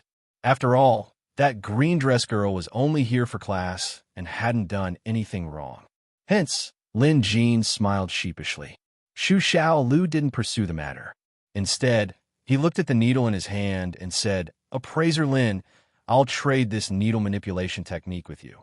What do you think?" Chapter 498. Lin Jin could tell that Xu Xiaolu had taken a liking to Lin Jin's exquisite acupuncture technique. Knowing that it wouldn't be appropriate to ask Lin Jin directly for advice, Xu Xiaolu suggested another spell in exchange. Lin Jin was tempted. The pulse-seeking technique was indeed an impressive acupuncture technique, but since Mr. Xu was a rank 5 beast appraiser, the spell he offered must be extraordinary as well. Lin Jin didn't know many spells at the moment. The Spirit Energy Finger was one of them, followed by the Blood Pact spell, Fire Spirit Possession, and Spell Negation. Other than that, there was Cloud Mist, Camouflage, the 5 Elemental Edict, and his self-created Dragon Fire. Relatively speaking, with Lin Jin's current rank 4 realm, he didn't know many spells. However, Lin Jin had always walked the path of quality. If he wanted to learn something, he would learn it well. Mr. Xu was a rank 5 beast appraiser, so Lin Jin was looking forward to seeing what spells he could offer. "What kind of spell would you like to offer in exchange, Appraiser Xu?" Lin Jin immediately put on a serious expression with a hint of anticipation in his eyes. Appraiser Xu pondered for a moment before saying, "I have a small storage spell. If Appraiser Lin likes it, I can offer it in exchange." Small storage spell? Lin Jin's heart skipped a beat. This storage spell was a rare item, and Lin Jin really needed it. After all, as he gained more and more magical artifacts, it would be inconvenient to carry them around with him. Lin Jin hid his needles in his sleeves and tied the immortal binding rope around his wrists or waist. If he wanted to carry anything else, he wouldn't be able to. However, if he had a storage spell, these problems could be solved. Hence, Lin Jin was tempted. However, Lin Jin couldn't show it. This was a different kind of business negotiation. He couldn't let the other party know that he desperately needed it, or he wouldn't be able to get much in return. Now that Mr. Xu had offered a trade, it meant that he had high hopes for his acupuncture technique. Hence, Lin Jin felt that he could still get some benefits out of it. Lin Jin smiled and said, "Appraiser Xu, to tell you the truth, my imperial needle manipulation is both offensive and defensive. Its greatest use is to heal and mend wounds. The value of using silver needles to pierce through acupoints is incomparable to a simple storage method. In other words, you have to pay more." Upon hearing this, Xiao Lu became even more interested in Lin Jin's needle manipulation. After some thought, he said, "I can teach you beast appraising." Lin Jin shook her head. It was true that Appraiser Xu's beast appraising skills were above his, but with the Museum of Deadly Beasts, it wouldn't be difficult for him to surpass Appraiser Xu one day. Hence, Lin Jin would never agree to this condition. Xu Xiaolu panicked. After some thought, his eyes lit up. "Appraiser Lin, take a look at this." As he spoke, he raised his hand and took out an item. Upon closer inspection, Lin Jin was stunned. Right in Appraiser Xu's hand was a black bead. It was small like an inky black pearl, but it was rounder and smoother, making it look even more regular. "What is this?" At first glance, Lin Jin couldn't tell what it was. But since Appraiser Xu had mobilized so many people, it must be something extraordinary. Suddenly, Appraiser Xu looked pained.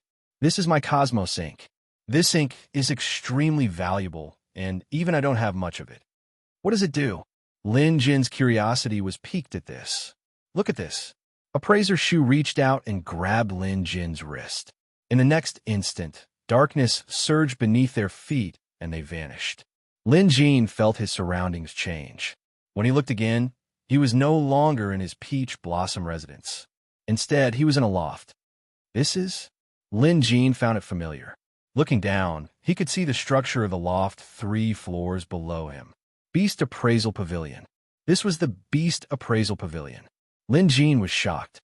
Although his peach blossom residence wasn't far from the Beast Appraisal Pavilion, it was still several hundred meters away. To be able to arrive here in an instant was Lin Jin's first time encountering such a remarkable ability. How is it? Surprised, right? Xiaolu looked pleased. Cosmos ink is extremely useful. After you refine it, you can take it and write a storage seal on it. It's only the size of coin, and you can store an entire room's worth of items. It's extremely convenient to store items. Other than that, you can also teleport through paintings. You can travel thousands of miles in an instant. Let me ask you, is this worth your needle manipulation skill? Teleport through paintings? Lin Jean snapped out his daze. Turning around, he realized that he and Appraiser Shu were on the 4th floor of the Beast Appraisal Pavilion. There were many paintings hanging here.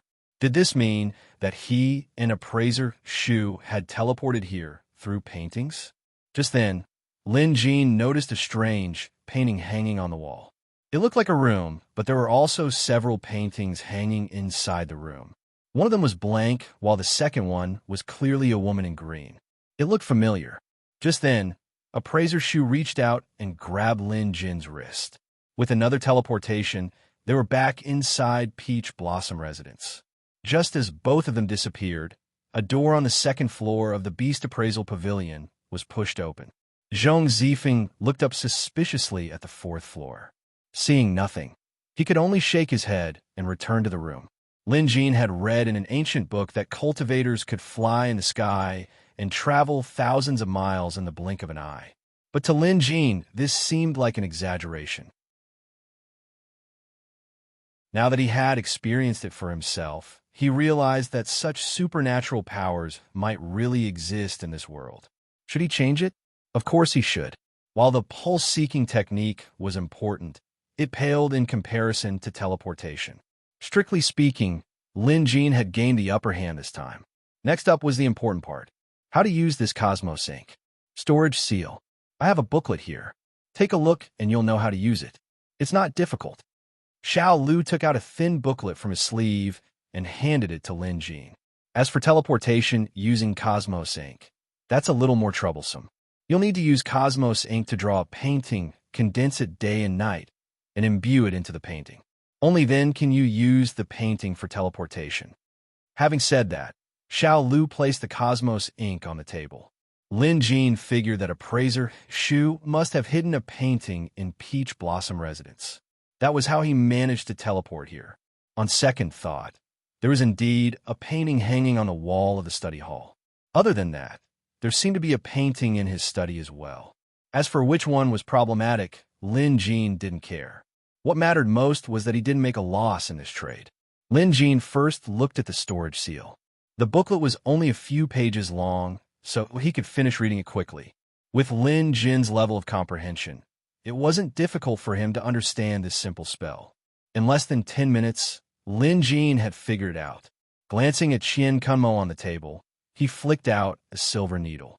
Dipping the needle into Cosmos ink, the needle quickly sewed a storage seal into Qian Kunmo's sleeve.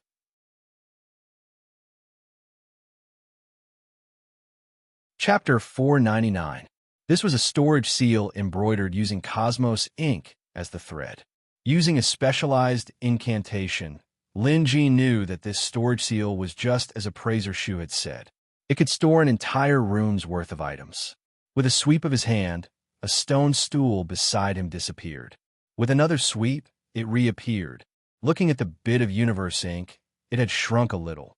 However, there was enough left for a painting. Lin Jin was a man of his word. After asking Appraiser Shu to wait for a moment, he took out a pen and paper and began writing down the pulse-seeking technique. There were 1,000 characters in total, and it took Lin Jin 2 hours to finish writing them down. Right after he was done, the technique landed in Xu Xiao Lu's hands.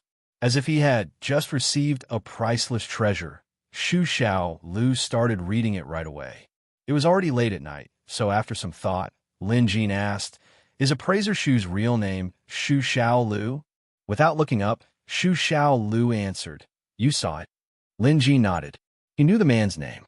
He saw the inscription on the painting on the fourth floor of the Beast Evaluation Pavilion. It was Shu Xiao Lu. Hence, Lin Jin guessed that this painting was drawn by the man. "There's a woman in green in the painting. Who is she?" Lin Jin asked.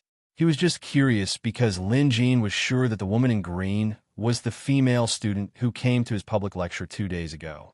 She appeared and disappeared mysteriously, just like Shu Xiao Lu. "It's me," Shu Xiao Lu admitted. Lin Jin's smile froze and stiffened. He didn't expect this answer. "Not at all. You don't believe me?" Little Book Lu glanced up at Lin Jin before disappearing in a flash. In just 2 breaths' time, a green-dressed woman appeared out of thin air, holding the pulse-seeking technique that Lin Jin had just written in her hand. "Do you believe me now?" The woman in green smiled.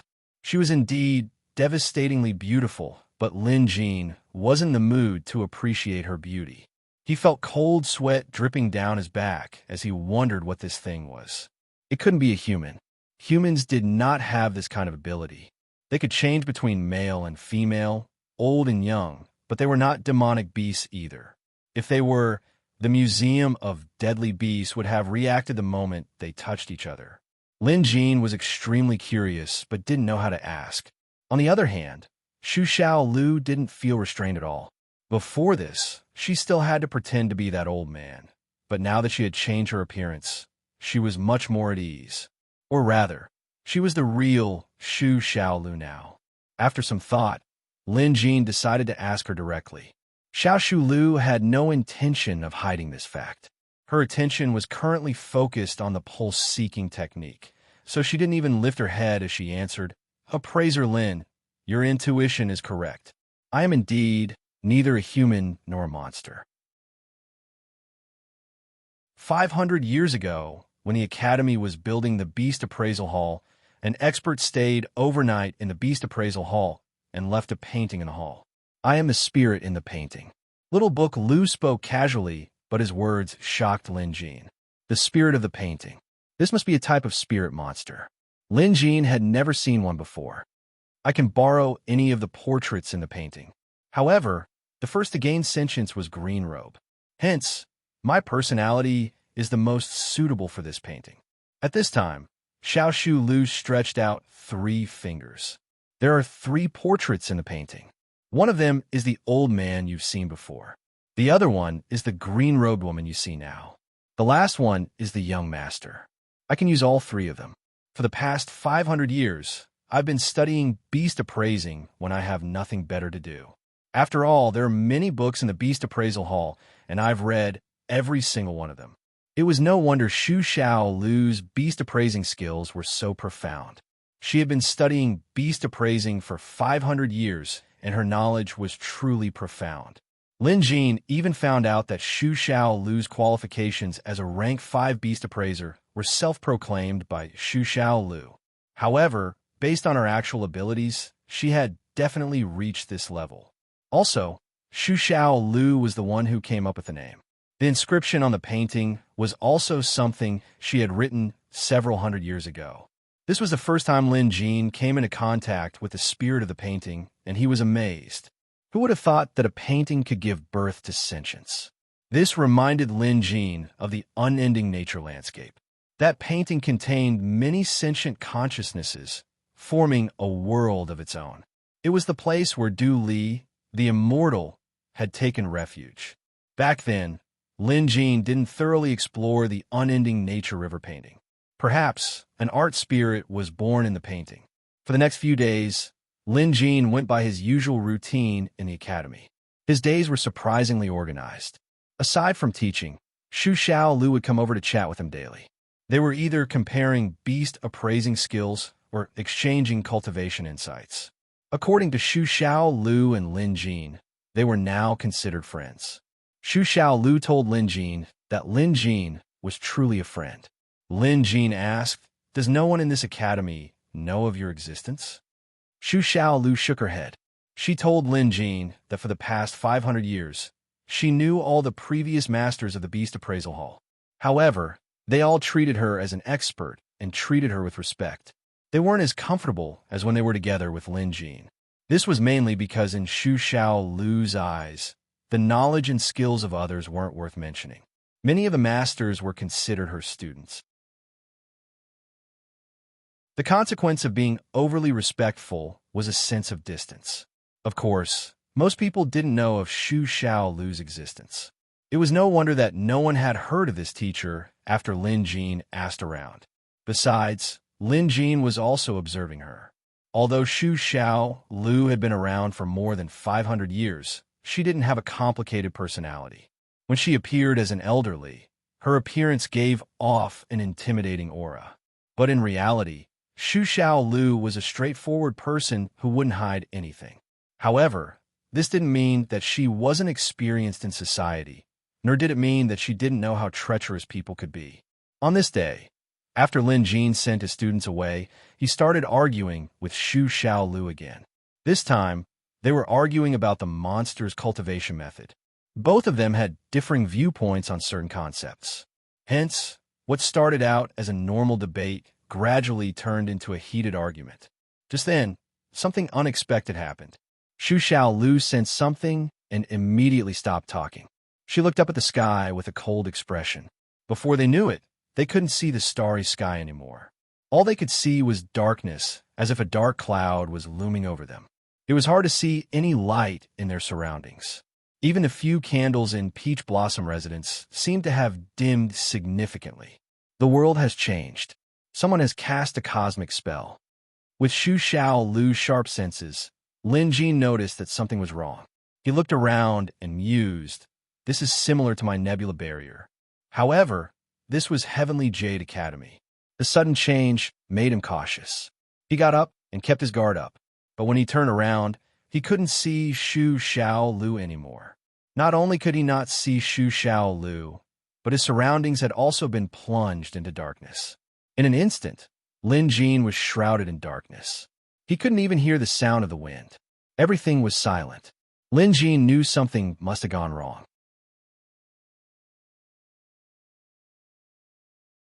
Chapter 500. Xiaohua. Lin Jin called out softly. A fireball flew out from his shoulder. It was the rank 5 firewolf Xiaohua. Under the illumination of the fireball, Lin Jin could vaguely make out his surroundings. However, Lin Jin frowned at the sight. He was clearly no longer in Peach Blossom Residence. His surroundings were like a graveyard with mounds of soil and fallen tombstones everywhere. Lin Jin's first reaction was that Xu Xiaolu must be joking. After all, only Xu Xiaolu could perform teleportation. Although Lin Jin had obtained Cosmos Ink, it was impossible for him to master teleportation within a short period of time. Xu Xiaolu, stop fooling around, Lin Jin shouted. His voice echoed, but no one responded. Lin Jin and Xu Xiaolu had grown familiar with each other over the past few days, so they no longer addressed each other as appraiser. Just then, Lin Jin felt movement beneath his feet. Then, a ghostly hand reached out from the soil and grabbed Lin Jin's ankle. This ghostly hand was immensely strong and cold, as if it was a real corpse. The chill it exuded instantly made Lin Jin lose all feeling in one of his legs. This sudden turn of events startled him. Xiaohua reacted quickly and bit down. The ghostly hand's reflexes were even faster. After a quick search, it shrank back. Roar! The ghostly hand ambushed Lin Jin, enraging Xiaohua. His body expanded, and in the blink of an eye, he turned into a 10-meter-long, 10-foot-tall giant wolf. Flames swirled around his body, illuminating their surroundings. Without a doubt, this wasn't Peach Blossom Residence. It wasn't even within the academy. The flames could only illuminate 100 feet away. Beyond that, it was pitch black. Lin Jin was certain that this was a barrier similar to the nebula barrier. Someone was out to get him, and it wasn't Xu Xiaolu. Without hesitation, Lin Jin took out the nebula flag and tossed it into the air. But to Lin Jin's surprise, the small flag that was supposed to be hidden in the surroundings fell to the ground instead. The nebula barrier didn't work. Lin Jin gasped as his heart sank. This is bad. The nebula barrier, which had never failed him in the past, didn't work this time.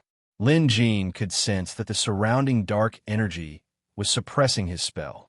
Putting the flag away, Lin Jin's expression darkened. Just then, the graves around them began to shake.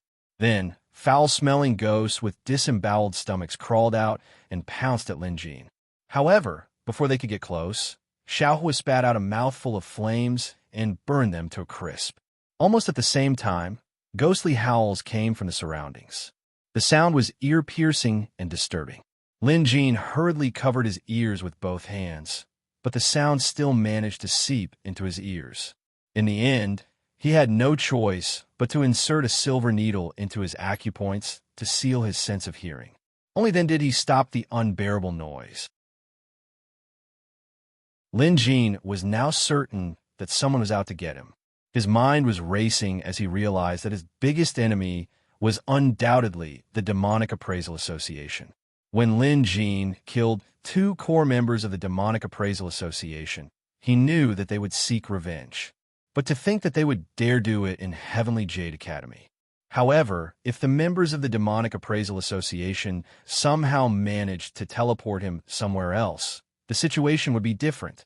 In any case, Lin Jin knew that he was probably no longer in the academy.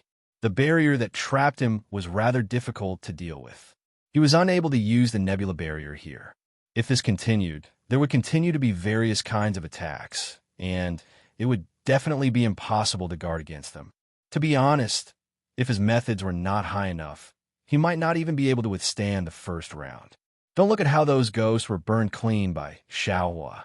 If there were no flames, and it was just a hand-to-hand fight, even Xiaohua, in his giant wolf form, might not be able to win. It was just as Lin Jin predicted. As the ghostly wails continued, blood began to seep out from the soil beneath their feet. The blood gushed out rapidly, covering their ankles in no time at all. No one could predict what would happen if this dragged on. Open the door.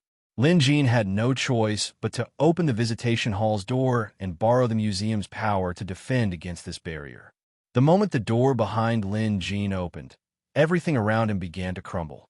Ghostly wails and wolf howls could be heard as the sea of blood surged. Something seemed to be approaching within the surging sea of blood. But eventually, it was shattered the moment the visitation hall's door opened. With a loud boom, the sea of blood disappeared without a trace. The horrifying wails vanished as well. The darkness around them quickly receded before disintegrating like a rag. Lin Jin could see the starry sky and moonlight once again, and a sharp sword right in front of him. The person wielding the sword was a deformed man. He was tall, but had a conjoined midget on his back. The midget was attached to his body, connected by flesh and blood. It was as bizarre as one could imagine. The deformed man's face was filled with shock. One of his arms was long while the other was short, thick while the other was thin. Upon closer inspection, the sword in his hand was a sharpened blade made from a spine. But because the visitation hall's door was slightly ajar, the immense force stopped the sword from piercing through. Lin Jin broke out in cold sweat at this sight. That was close. If he had been any slower, the bone sword would have pierced through his neck, and he would have died for sure. Lin Jin reacted quickly. He raised his hand and shot out a handful of silver needles. The needles pierced through the deformed man like rain. But even so, the man didn't retreat. This deformed man was like a rubber figurine made by a child. Even Lin Jin's needles couldn't pinpoint the man's acupuncture points. Hence, he could only injure the enemy but not paralyze his body. This was Lin Jin's first time encountering an enemy like this. The deformed man suddenly shouted, "Ghost Feather, I'm going to die if you don't act now." Just as he said that, Lin Jin felt a gust of wind behind him. Knowing that someone was ambushing him, he raised his hand and shot out his Thunderfire Needle without hesitation. The Thunderfire Needle shot out and collided with a shadow that was darting toward him. In an instant, the Thunderfire Needle surged and a bolt of lightning flashed, illuminating the night sky. The lightning came from the Thunderfire Needle. When the Thunderfire Needle collided with something, it didn't fall to the ground.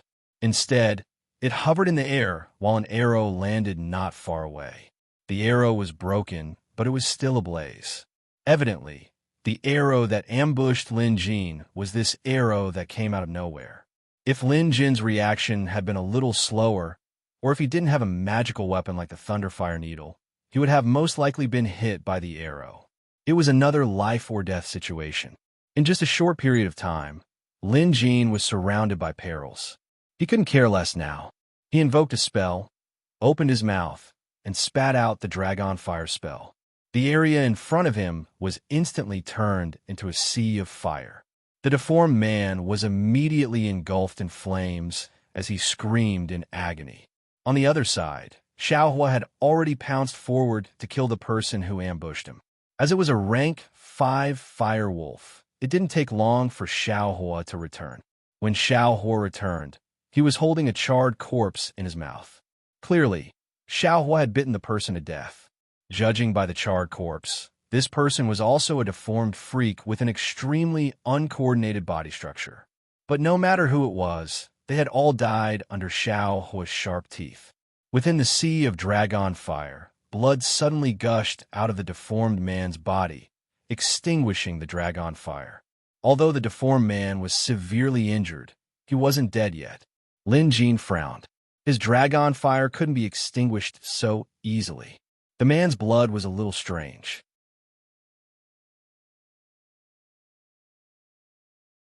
Chapter 501. Fresh blood continued to seep out of the deformed man's body. It was a frightening sight to behold. As the blood dripped onto the ground, it pooled together and spread in all directions. Tainted by the blood, the surrounding dragon fire was quickly extinguished. Now that Lin Jin's dragon fire was an unusual flame, it was now fused with earth-bright green flame, making it much stronger than before. But even so, it was extinguished by the man's blood. Lin Jin knew very well that there was a reason behind the man's strange blood. Lin Jin had managed to fend off several of the man's sure-kill attacks. Although he almost lost his life a few times, he managed to pull through. Now, it was impossible for the man to gain the upper hand by ambushing him. "Are you guys from the Demonic Appraisal Association?" Lin Jin asked. No matter how he thought about it, only demonic appraisers would hold such a grudge against him and spend so much effort to deal with him. Had it been any other rank 4 beast appraiser, the man would have succeeded by now. First, he used some kind of barrier to bring Lin Jin out of Heavenly Jade Academy and into the wilderness. Then, he ambushed him with a barrier, ambushed him from the outside, and stabbed him in the back. It wouldn't be an exaggeration to say that if Lin Jin hadn't hurriedly opened the visitation hall's door, he would have died in the man's hands. Faced with Lin Jin's interrogation, the deformed man gritted his teeth and said sternly, "If the Dark Envoy wants you dead, you must die." Having said that, the tiny man on the deformed man's back suddenly looked up, a creepy smile appearing on his face. The next instant, the blood under the deformed man's feet suddenly increased and spread rapidly to the surroundings. In fact, Lin Jin had come into contact with this strange blood before. What surprised him was that this blood belonged to a unique type of beast. Rank 5 Ghost Blood Beast. The museum already had detailed information on this rank 5 Ghost Blood Beast.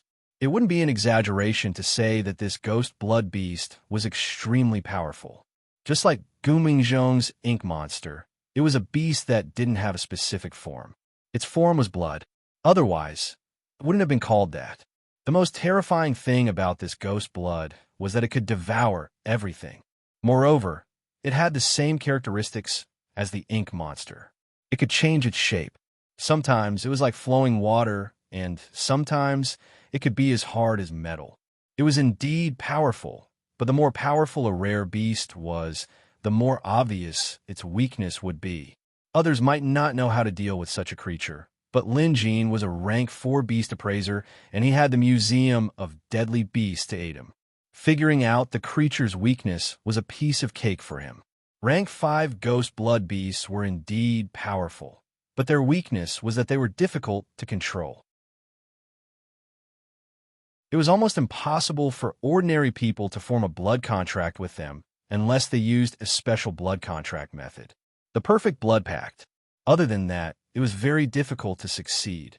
However, the deformed man on the other side succeeded because he was not alone. This deformed man had a sibling, which was the little person on his back. In other words, the two of them had formed a blood pact with the rank 5 ghost blood beast. This was a delicate balance, but at the same time, it was also a weakness. Once this balance was broken, the rank 5 ghost blood beast would immediately devour the owner of the blood contract. Of course, there were very few people who could see this. Xiaohua, back off! Lin Jin quickly called Xiaohua back when he saw how eager Xiaohua was to pounce on them. There was no need to risk his life. It wasn't time yet. If Lin Jin didn't know their opponent's strength and weakness, he would have to risk his life when the time came. This was an unavoidable fact. Moreover, Lin Jin knew that this rank 5 ghost blood beast was the bane of beasts like Xiaohua. Although they were both rank 5 beasts, Xiaohua would be at a disadvantage if they were to fight. This couldn't be helped. There were many rare beasts in this world, and some of their characteristics were just like that. After all, Xiaohua's flames weren't the strongest. If it was Goldie's turn, with his rank 4 golden crow flames, he could even counter this ghost blood beast devouring blood. However, Xiaohua had his strengths too, and that was the wolf beast claws.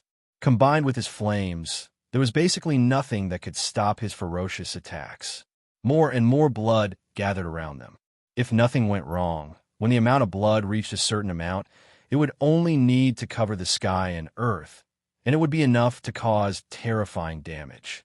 Or it could condense into a hard blood blade that was enough to kill a person or even a large beast.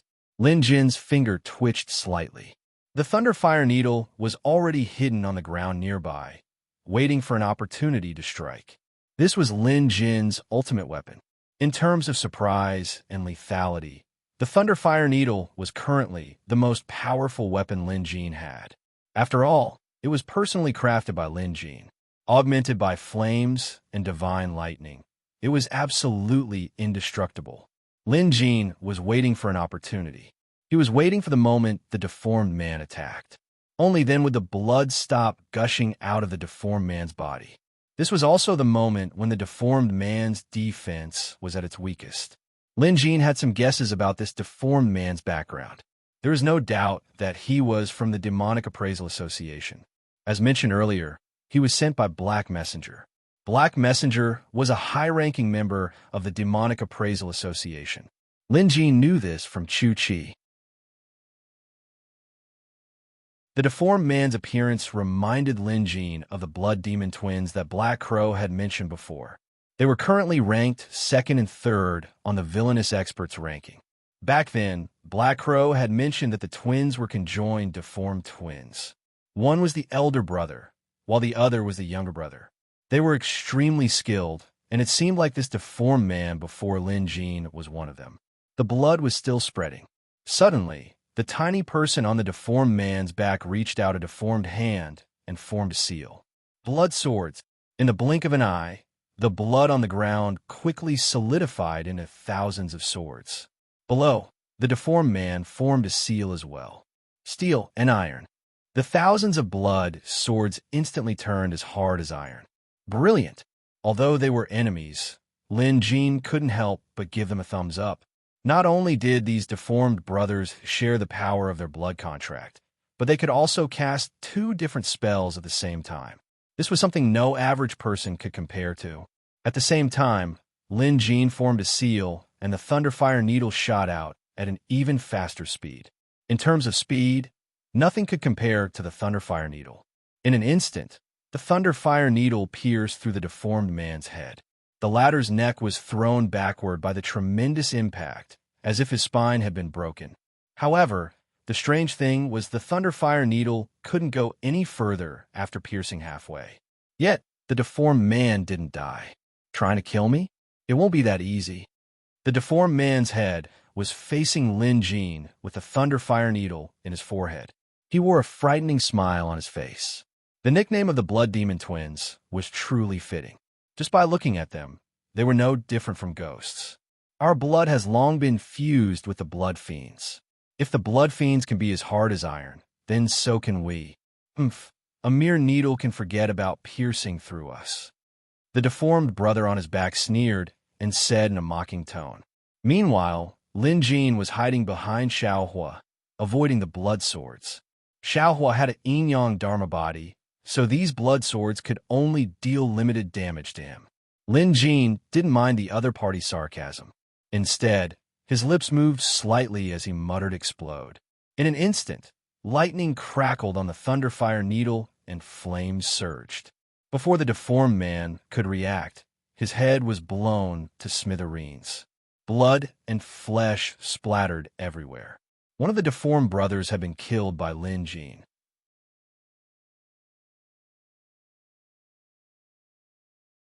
Chapter 502.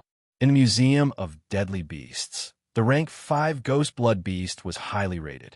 Out of all the rank 5 beasts recorded in the museum, it was definitely one of the best, surpassing Xiaohua and the Jade Dragon.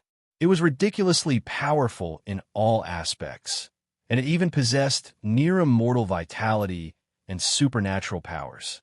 A ghost blood beast like this seemed to have no weaknesses. However, it was precisely because it was too powerful that it was incredibly difficult for a person to form a blood contract with it. Even if the contract was successful, it would be extremely unstable. A moment of carelessness could cause the pet beast to devour them whole, leaving not even their bones behind. Hence, some people researched how 2 people could form a blood contract with a powerful pet beast. However, such situations were rare, not to mention the case of a conjoined deformed person forming a blood contract with a beast. While this was indeed rare, it was undeniable that this blood contract method was the best way to control the ghost blood beast. Conjoined people, 2 people sharing the same bloodline, forming a blood contract with a ferocious beast like the ghost blood beast was like a match made in heaven. But similarly, no matter how compatible they were, the blood contract structure revolved around a triangular relationship. If one of the 3 corners collapsed, the entire blood contract would collapse like a roof that had lost its supporting pillar. Lin Jin was doing exactly that. He used the thunderfire needle to quickly kill one of the conjoined deformed people. This way, he would be able to take out one of the corners. Almost immediately, the balance was disrupted. The other deformed person looked terrified as he called out for his younger brother. However, his younger brother's head was gone. He was clearly dead. Moreover, because they were conjoined, he could feel the pain as well. This made it even more impossible for him to maintain the power of the blood contract. The rank 5 ghost blood beast immediately lost control. Its raging blood was like a raging tsunami. When a blood contract beast like this lost control, it would immediately attack the person closest to it. The previous owner of the blood contract was obviously the one closest to it. Even if the deformed person was still trying his best to control the rank 5 ghost blood beast, his strength alone wasn't enough. The surging ghost blood beast instantly devoured the deformed person. Then, the sound of flesh being torn apart and cries of agony could be heard. The cries only lasted for a moment before abruptly stopping. Instead, the sound of flesh being torn apart continued. Lin Jin knew that the conjoined twins were dead. One had died to his own thunderfire needle, while the other had died to the devil blood beast counterattack. Comparatively speaking, the first one had died more easily and quickly. The second one had died too miserably. As Lin Jin stared at the completely out-of-control ghost blood beast, he began to have other plans. Ghost blood beasts were too rare. It was as rare as Gumunzhong's ink beast, or even rarer. This kind of ghost blood beast was probably the only one in the world. Today, the demonic blood twins and another expert ambushed Lin Jin in an attempt to kill him, but in the end, they were killed by Lin Jin instead. In fact, ever since he used the thunderfire needle to kill one of them and caused him to lose control of his blood contract, Lin Jin had been plotting against the ghost blood beast. It was too rare. If he could capture this rare exotic beast, whether it was for his own use or for others, it would be very suitable. Most people in this world could only form a blood pact with one pet beast. Lin Jin used to think so too, but later on, he realized that this wasn't the case. When he eavesdropped on Chu Chi and the others plotting against him, Lin Jin learned that Elder Yi had 2 pet beasts inside him. In other words, He had formed a blood pact with 2 pet beasts. Since then, Lin Jin had been thinking about this. In the Museum of Deadly Beasts, he really did find a way to form a blood pact with a second pet beast. Apart from that, he had also consulted Xiao Shu Lu. As a rank 5 beast appraiser who had lived for 500 years, Xiao Shu Lu was very knowledgeable. From Xiao Shu Lu, Lin Jin learned about the possibility of forming a blood pact with a second pet beast. Many people in this world had actually formed blood pacts with more than 1 pet beast. It was just that not many people knew about it. However, even if Lin Jin wanted to form a blood pact with this ghost blood beast, he would first have to subdue it. After suffering a backlash from its blood contract owner, the ghost blood beast had broken free from its restraints. It now looked like a pool of rolling blood. As the blood flowed, it condensed into a blood giant that was more than 10 feet tall. It looked just like its previous blood contract owner, but the difference was that this blood giant was made entirely out of blood. Although it had facial features, there was no sign of life in it, making it look more like a puppet. Out of control, the ghost blood beast was acting on instinct. It seemed to be afraid of Lin Jin, but it wasn't willing to escape. It wanted to continue devouring the flesh of others to strengthen itself. This was the true nature of a ghost blood beast. A bloodthirsty monster that could devour other pet beasts and humans. Lin Jin was a little worried. After all, this was a rank 5 ghost blood beast. Subduing it would be difficult. Moreover, although Lin Jin knew how to form a blood pact with a second pet beast, he had never done it before. If he failed, the consequences would be unimaginable. Fortunately, Lin Jin held back. When he used the Thunderfire Needle to kill the deformed conjoined twins, he didn't retrieve the needle. Instead, he had left it inside the conjoined twins' bodies. After the ghost blood beast devoured them, the Thunderfire Needle was now inside the beast's body. Lin Jin invoked a spell to control the Thunderfire Needle to subdue the ghost blood beast from the inside. Unexpectedly, the moment the spell was cast, Lin Jin lost contact with the Thunderfire Needle. His psyche seemed to have been erased in an instant. He couldn't sense it anymore. This is bad. Lin Jin knew this was bad. He didn't expect the ghost blood beast to be so powerful that it could even devour the Thunderfire Needle. Lin Jin didn't have the time to feel sorry for his Thunderfire Needle anymore. He had to think of a way to deal with the ghost blood beast's next attack. While Lin Jin was facing off against the beast, a voice suddenly rang out. "I've finally found you." It was Xiao Shu Lu's voice. Lin Jin was overjoyed. Looking up, he saw a painting flying toward him. Then, a person dashed out from it. It was Xiao Shu Lu in her green robe. She was currently filled with murderous intent. Back when she and Lin Jin were inside Peach Blossom residence, Lin Jin was suddenly ambushed. The other party was skillful, using a barrier to envelop Lin Jin before teleporting him away. Xiao Shu was furious. After all, her best friend had been abducted right in front of her. She couldn't tolerate this. Hence, Xiao Shu Lu began to track them down. Had it been anyone else, they wouldn't have been able to track them down. But Xiao Shu Lu was so capable and powerful that she managed to track them down. "Xiao Shu Lu, help me subdue this ghost blood beast." Lin Jin was elated to see Xiao Shu Lu here. If he was alone, he might not be able to subdue this rank 5 ghost blood beast. In the end, he might end up with nothing to show for it, and even a Thunderfire Needle would have to be sacrificed. But now that Xiao Shu Lu was here, subduing this ghost blood beast shouldn't be a problem.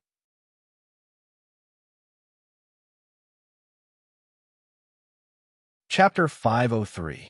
As soon as Xu Xiao Lu arrived, she was dragged into this battle by Lin Jin. However, Xu Xiao Lu was indeed impressive. Although she didn't form a blood pact with any pet beasts, she was a skilled spellcaster. She plucked a jade hairpin from her hair and tossed it forward. The hairpin instantly expanded several times in size, and like a stabilizing needle, it pinned the ghost blood beast to the ground. Although the beast could still retaliate, it couldn't escape or move. Lin Jin was dumbfounded by Xu Xiao Lu's move. Her skill was truly impressive. Her jade hairpin was definitely no ordinary item. It must be a powerful artifact. She had basically pinned the ghost blood beast to death. However, it wasn't enough to tame the beast. I've read about this ghost blood beast in ancient texts. This beast is born from a beast's body and is born of malevolence. When it's young, it can form a blood pact directly. However, it's already in its prime, so to tame it, we'll have to extinguish its malevolent aura and burn its body. In other words, it's like boiling water until there's not much left. Only then can we tame it. Xu Xiaolu suddenly explained. Lin Jin was shocked. Xu Xiaolu was right. What she said was the same as the taming method in the Museum of Deadly Beasts. However, Lin Jin wouldn't have known all of this on his own. Xu Xiaolu was indeed impressive. Her 5 rings were well-deserved. Lin Jin even thought that 5 rings might not be enough. Perhaps Xu Xiaolu could achieve 6 rings. Now wasn't the time to think about this. Now that Xu Xiaolu had the ghost blood beast pinned in place, all that was left was to burn it with fire. Perhaps only Lin Jin could do this. Xiaohua, come back! Lin Jin shouted, and Xiaohua immediately turned into a ball of fire, merging back into one with Lin Jin. After all, Lin Jin alone wasn't enough to cast a fire spell. Xiaohua's yin-yang dharma body was needed. Back in Maple City's underground fire vein, Lin Jin used the Earth Brilliance green flame to craft a fire amulet. He had never used it, but now he had to use it to tame the ghost blood beast. Xu Xiaolu was knowledgeable, but while she knew how to tame an adult ghost blood beast, she didn't have a suitable flame. Lin Jin took out a small object and tossed it into the air. The next instant, the object burst into flames and turned into a gigantic fireball in the blink of an eye. In an instant, Xiao Shu Lu's eyes glowed as he made a mental note to ask Lin Jin to teach him this fire manipulation skill. Lin Jin was oblivious to the fact that he had exposed his wealth. This was his first time using this fire amulet, and with just a slight activation, the flames on it were already uncontrollable. Lin Jin was pleasantly surprised. This fire charm seal of his was clearly an extremely powerful magic tool. The only problem was that he wasn't proficient in controlling it yet. Otherwise, he would have used it in the previous life or death battle. Even though he wasn't used to it yet, it was enough for now. He pointed a finger, and the huge fireball landed on the Devil Blood Beast's body. In an instant, the Devil Blood Beast began to writhe. The sound of water and fire colliding could be heard, mixed with a strange howl. Blood-colored mist rose into the air, turning the area within several hundred feet into a steaming pot. Had it been a regular flame, even Lin Jin's dragon fire would have been extinguished by the Devil Blood Beast in no time. However, Lin Jin's fire charm seal was an anomaly. Just like the sun entering the ocean, either the sun would be extinguished or the ocean would be boiled. Relatively speaking, the latter was more likely. Xiao Shu moved closer to Lin Jin and asked, Lin Jin, what's this fireball of yours? The flames on it are green on the inside and red on the outside. It's clearly not a regular flame. Of course it wasn't a regular flame. Lin Jin mused.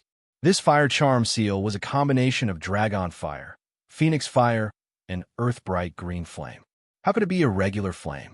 However, after spending more time with Xiao Shu over the past few days, Lin Jin could tell the greed in her eyes, so he said, Xu Xiaolu, don't even think about it. I only have one fire charm seal, so don't even think about it. He was trying to cut off the other party's thoughts. Dealing with Xu Xiaolu had to be this direct and decisive. Otherwise, Lin Jin would definitely be annoyed to death. The Devil Blood Beast's cries continued. Sure enough, Xu Xiaolu kept asking questions from the side. In the end, Lin Jin decided to keep his mouth shut. If you keep asking, I'll pretend to be deaf and mute. Upon closer inspection, it was indeed malevolent energy that was being burned out. The malevolent energy gathered above his head, forming a blood-red cloud. It was quite a frightening sight. Xu Xiaolu, do you know what to do with the malevolent energy after it's burned out? Lin Jin asked. He didn't know because the Museum of Deadly Beasts didn't mention it. Xiao Shu looked up and answered nonchalantly. Malevolent energy is like poison. If fire can't extinguish it, it would be harmful to abandon it. Why don't we use rain to dissolve it? Lin Jin was stunned, gaining a new understanding of Xiao Shu's abilities. Admittedly, Xiao Shu's idea might really be the only one. Since the malevolent energy was poisonous, diluting it would greatly reduce the harm. The fire amulet was still scorching hot, and the flames were tumbling. Meanwhile, the devil blood beast had shrunk to 1/10 of its original size. It was no longer howling, and now the devil blood beast looked rather pitiful. If it burned any further, it would probably be gone. Lin Jin put the fire amulet away. The flames disappeared, and the fire amulet returned to Lin Jin's palm. When he touched it, it didn't feel hot at all. Instead, it felt cold. Xiao Shu stared at it intently. Lin Jin quickly put it away into his storage mark. Stingy, Xiao Shu said before turning to the devil blood beast she had pinned to the ground with her jade hairpin. It's about time. Xiao Shu suddenly made a move. She put away her jade hairpin and reached out to grab the devil blood beast. Then, as if she was tearing a piece of paper, the devil blood beast was split into two. She tossed one half to Lin Jin. Here, you take half, and I'll take the other half. Lin Jin was startled, but he still reached out to catch it. The devil blood beast felt like a large ball of cold silk in his hand, slippery to the touch. Meanwhile, Xiao Shu grabbed her half of the devil blood beast in her hand. Then, she raised her arm above her head and tilted her head back as if she was drinking wine. Then, she ate the half of the devil blood beast. Lin Jin wasn't mistaken. She really ate the half. This scene was a little scary. Lin Jin didn't expect Xiao Shu to eat the devil blood beast. However, Xiao Shu didn't seem to mind. After eating it, she licked her lips as if she wanted more. Then, she turned to look at the half of the devil blood beast in Lin Jin's hand. Lin Jin quickly put his hand behind his back. Xiao Shu seemed to be thinking. After a moment, she finally looked away. The next instant, her green dress began to change color. In the blink of an eye, it turned blood red.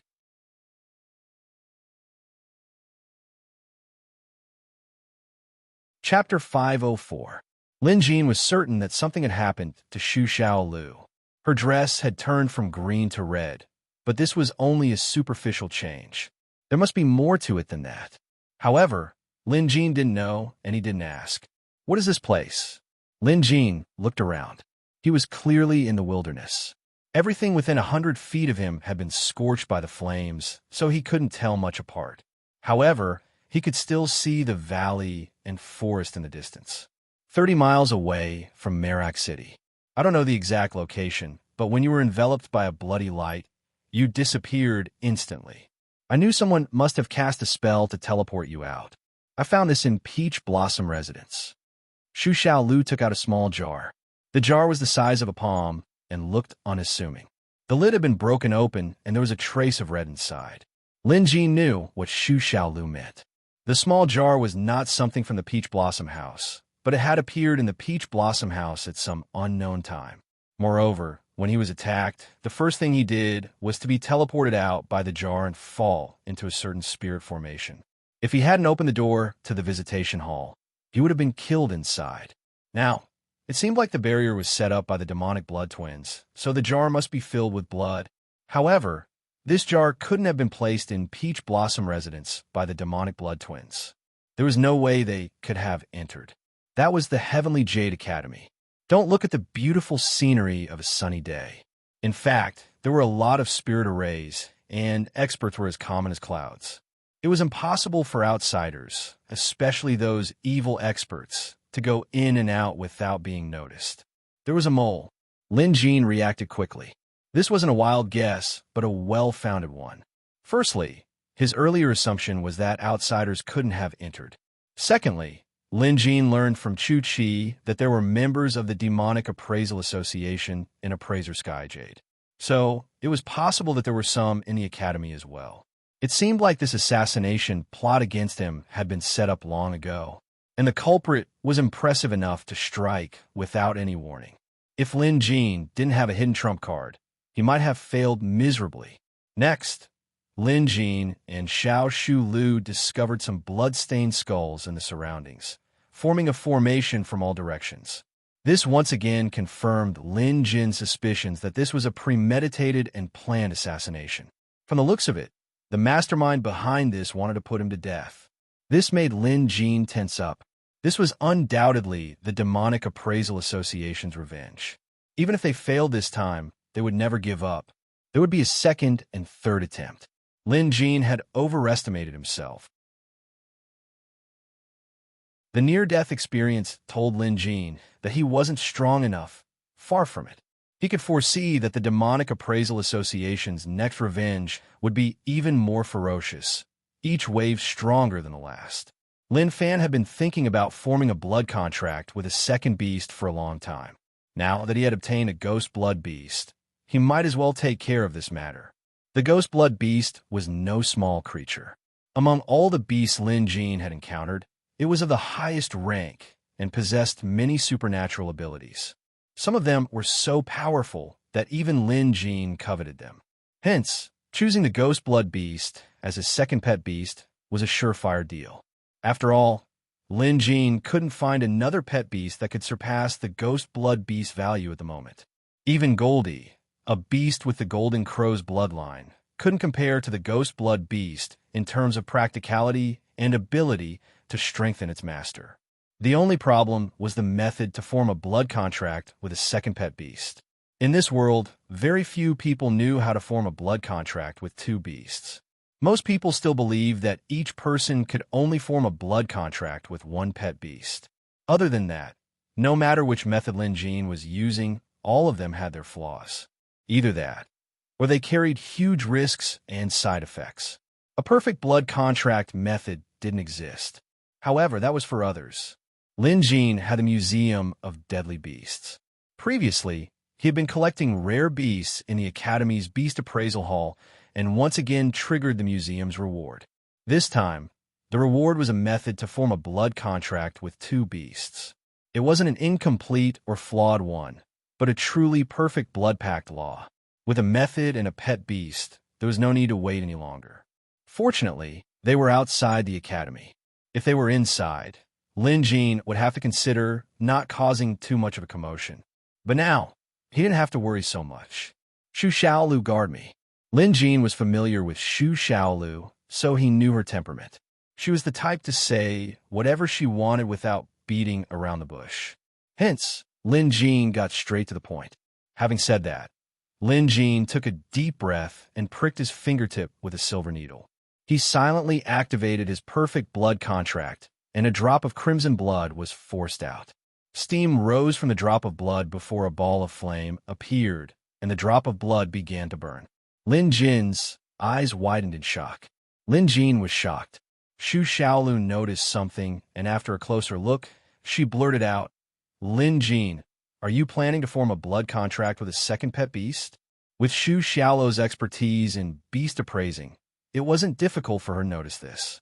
In addition, Xu Xiaolu already knew a method to form a blood contract with two beasts. Of course, the blood contract method that she had mastered was also flawed, but in this world, having a flawed blood contract method was already quite amazing. It was a priceless treasure that many people yearned for, but could not obtain. Seeing that Lin Jin was about to form a blood pact with a second pet beast, Xu Xiaolu assumed that he was going to ask her for the method she had. Because before this, Xu Xiaolu had told Lin Jin that she had a method to form a blood pact with two beasts. But to her surprise, Lin Jin didn't say anything. Xiao Shu Lu's face revealed a trace of surprise. Could he have a method to form a blood contract with two beasts? Xu Xiaolu thought of this possibility. Now, it seemed like that was the case. That's normal. Lin Jin is so capable that his master must be very powerful. It wouldn't be strange if he obtained the method from that curator. Xu Xiaolu immediately figured out the crux of the matter. Although she had only known Lin Jin for a few days, their personalities were surprisingly compatible. At first, they were just putting on an act and addressing each other as beast appraisers. But after 2 days of interaction, she realized that neither of them were overly inflexible and inflexible people. This was especially true for Xiao Shulu. She spent most of her time in the Beast Appraisal Hall, and the people she came into contact with were the previous masters of the Beast Appraisal Hall. She had known Zhong Zifeng for many years now, but every time Zhong Zifeng saw her, he would treat her with utmost respect and address her as a senior. not daring to be rude in the slightest. He was a far cry from Lin Jin's personality. At the very least, Zhong Zifeng wouldn't dare to call her by her name, but Lin Jin did. When it came to friendship, one had to be at ease when they were together. Now, Xu Xiaolu felt at ease by Lin Jin's side. She even had someone to chat with to relieve her loneliness. Hence, in Xu Xiaolu's heart, Lin Jin was already a friend. Forming a blood contract with two beasts was no trivial matter, so a guardian was needed. Xu Xiaolu stood by the side, keeping her guard up while observing Lin Jin. Lin Jin had already dripped his flaming blood onto the ghost blood beast.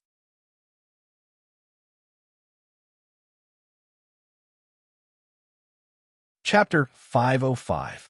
Interestingly, the drop of blood didn't extinguish, nor did it ignite the ghost blood beast's body. Instead, the unique drop of fire blood was swimming around, trying to fuse with the beast. This process didn't last long before the drop of fire blood melted. The flames didn't go out either. Instead, they glowed brightly as they flowed into the ghost blood beast's body. It was as if the blood veins in the ghost blood beast's body were outlined in thin air. It looked like the veins on a leaf, intricate and complicated, but they all converged into a single point at the center. Lin Jin's drop of blood became the center of the ghost blood beast. The fire patterns spread across the veins, as if they were about to gain complete control over the ghost blood beast. However, both Lin Jin and Xu Xiaolu knew that forming a blood pact with a second pet beast, especially a rank 5 one, wasn't going to be easy. Sure enough, in the next moment, the originally calm ghost blood beast suddenly swelled up and let out a terrifying roar. The aura it released was like a gust of wind, uprooting the trees in the distance. At the same time, a ray of bloody light shot out from the ghost blood beast's body, coalescing into a scythe that slashed at Lin Jin. It looked like it was going to cut Lin Jin in half. Lin Jin quickly invoked a spell and used the power of their blood contract to forcefully stop the ghost blood beast's counterattack. However, it was still a dangerous situation. If he made the slightest mistake, he would be killed by the ghost blood beast instead. Xu Xiaolu wanted to help. However, she knew that outsiders couldn't help when it came to blood contracts, as the chances of failure would be higher. However, Xu Xiaolu wouldn't just watch Lin Jin die. If things really didn't work out, she would still lend a hand. But now wasn't the time. Besides, Xu Xiaolu wanted to see how Lin Jin planned to solve this problem. If he could solve it, it would mean that Lin Jin's blood contract method was even better. If not, Xu Xiaolu could tell him her method and lend him a hand. The ghost blood scythe was now only a few feet away from Lin Jin. His expression was solemn. Lin Jin knew full well how difficult this task was. The deformed man from before had to rely on the two of them to barely maintain his balance. Now that he was controlling the ghost blood beast, Lin Jin was alone, and he had only formed a second blood contract. The difficulty of controlling the rank 5 ghost blood beast was close to impossible. Lin Jin was well aware of this, but the perfect blood contract method provided by the Museum of Deadly Beasts could solve this problem. Xiaohua! Just then, Lin Jin suddenly shouted. The next moment, Xiaohua leaped out from Lin Jin's arm as if he had received Lin Jin's order and knew what to do next. After Xiaohua came out, he roared at the sky and actually forced out a drop of blood from between his brows. Blood of Firewolf. Then, he injected the drop of wolf blood into the struggling devil blood beast. Seeing this, Xu Xiaolu's eyes widened in disbelief. What does this mean? She didn't expect Lin Jin to force out the blood essence from his first blood pack pet beast to fuse with his second. Before this, she wouldn't even have dared to imagine this happening. Doing this won't help. Is he trying to use the blood contract with the first pet beast to suppress the second? That's impossible. It's just a trick to deceive yourself. There's no meaning to it. Xu Xiaolu was knowledgeable and immediately rejected this possibility. The reason was simple. If they were to use the power of their blood contract, the first pet beast would be the same as the blood contract owner. There wouldn't be a 1 and 1 equal 2 outcome, because essentially, the first pet beast had already fused with its owner. They were one and the same. However, Xu Xiaolu knew that with Lin Jin's capabilities, he wouldn't do something so meaningless on purpose. There must be a deeper meaning behind this. Xu Xiaolu pondered for a moment, and suddenly, a possibility came to her mind. That can't be. Her eyes were filled with shock and ecstasy after figuring out the problem. After all, she was a painting spirit who had studied beast appraisals for 500 years in the Beast Appraisal Hall. In terms of knowledge and ability, she was definitely one of the best beast appraisers in the world. Lin Jin wasn't just making things up when he thought she was a rank 6 beast appraiser. Understand now, Xu Xiaolu mumbled to herself. Xiaolu mumbled to himself. Lin Jin isn't using the strength of his first pet beast to suppress his second pet beast. He's trying to make the first pet beast form a blood pact with his second pet beast. To think there's such an unbelievable solution in this world. No, it's still missing the key. The cultivation method is the one that allows a blood pact beast to form a blood pact with another pet beast. This is the key. Lin Jin must have it or he wouldn't be doing this. Once Xu Xiaolu figured it out, his gaze toward Lin Jin immediately burned with passion. Just like how she had asked Lin Jin for the pulse-seeking technique a few days ago, she was now even more interested in this secret technique Lin Jin possessed. If Lin Jin wasn't at a critical juncture in forming a blood contract with his second pet beast, she might have pounced on him and asked for his guidance. As long as Lin Jin was willing to teach her, she would be willing to do anything. For example, teaching him everything she knew about beast appraising. Xu Xiaolu was like a cat on a hot tin roof. She was getting impatient, but she knew that this was not the time to disturb Lin Jin. Just then, there was a commotion in the distance. Several flying beasts were approaching from afar. Xu Xiaolu sensed it immediately. She frowned and her figure flashed. In the next second, she was already in front of the group of people. These people were the teachers of Heavenly Jade Academy. Among them was Zhong Zifeng. Besides Zhong Zifeng, the other teachers of the academy, Appraiser Yin, Appraiser Ouyang, and the others were standing beside them. The teachers were enraged that someone was suddenly standing in their way. This person must be one of the thieves who snuck into the academy and attacked Teacher Lin. Panting with rage, Appraiser Ouyang was about to make a move when Zhong Zifeng stopped him. Everyone stop! This isn't a thief, but a senior of the academy. Zhong Zifeng shouted when he realized it was Xu Xiaolu. Then, he stepped forward and bowed. A senior of the academy? The other teachers were stunned. Some of the quick-witted ones seemed to have realized something as they looked horrified. Still, they quickly followed Zhong Zifeng and bowed respectfully. Heavenly Jade Academy had existed for more than 600 years. Naturally, there were all sorts of legends surrounding it. It was common knowledge that Heavenly Jade Academy had a rank 5 beast appraiser. Everyone knew this. Moreover, this important person was now the state preceptor of Heavenly Jade Kingdom. His name was Sima Qing. State Preceptor Sima was Mr. Zhong's junior. He was a prominent figure in Heavenly Jade Academy. However, there's also a rumor that Heavenly Jade Academy actually had another rank 5 beast appraiser. However, this rank 5 beast appraiser was extremely mysterious. Not many people knew about him, but in the past, important figures of the academy had mentioned this powerful senior. Seeing how careful and respectful Zhong Zifeng was, everyone naturally thought of the legend of the 5 rings.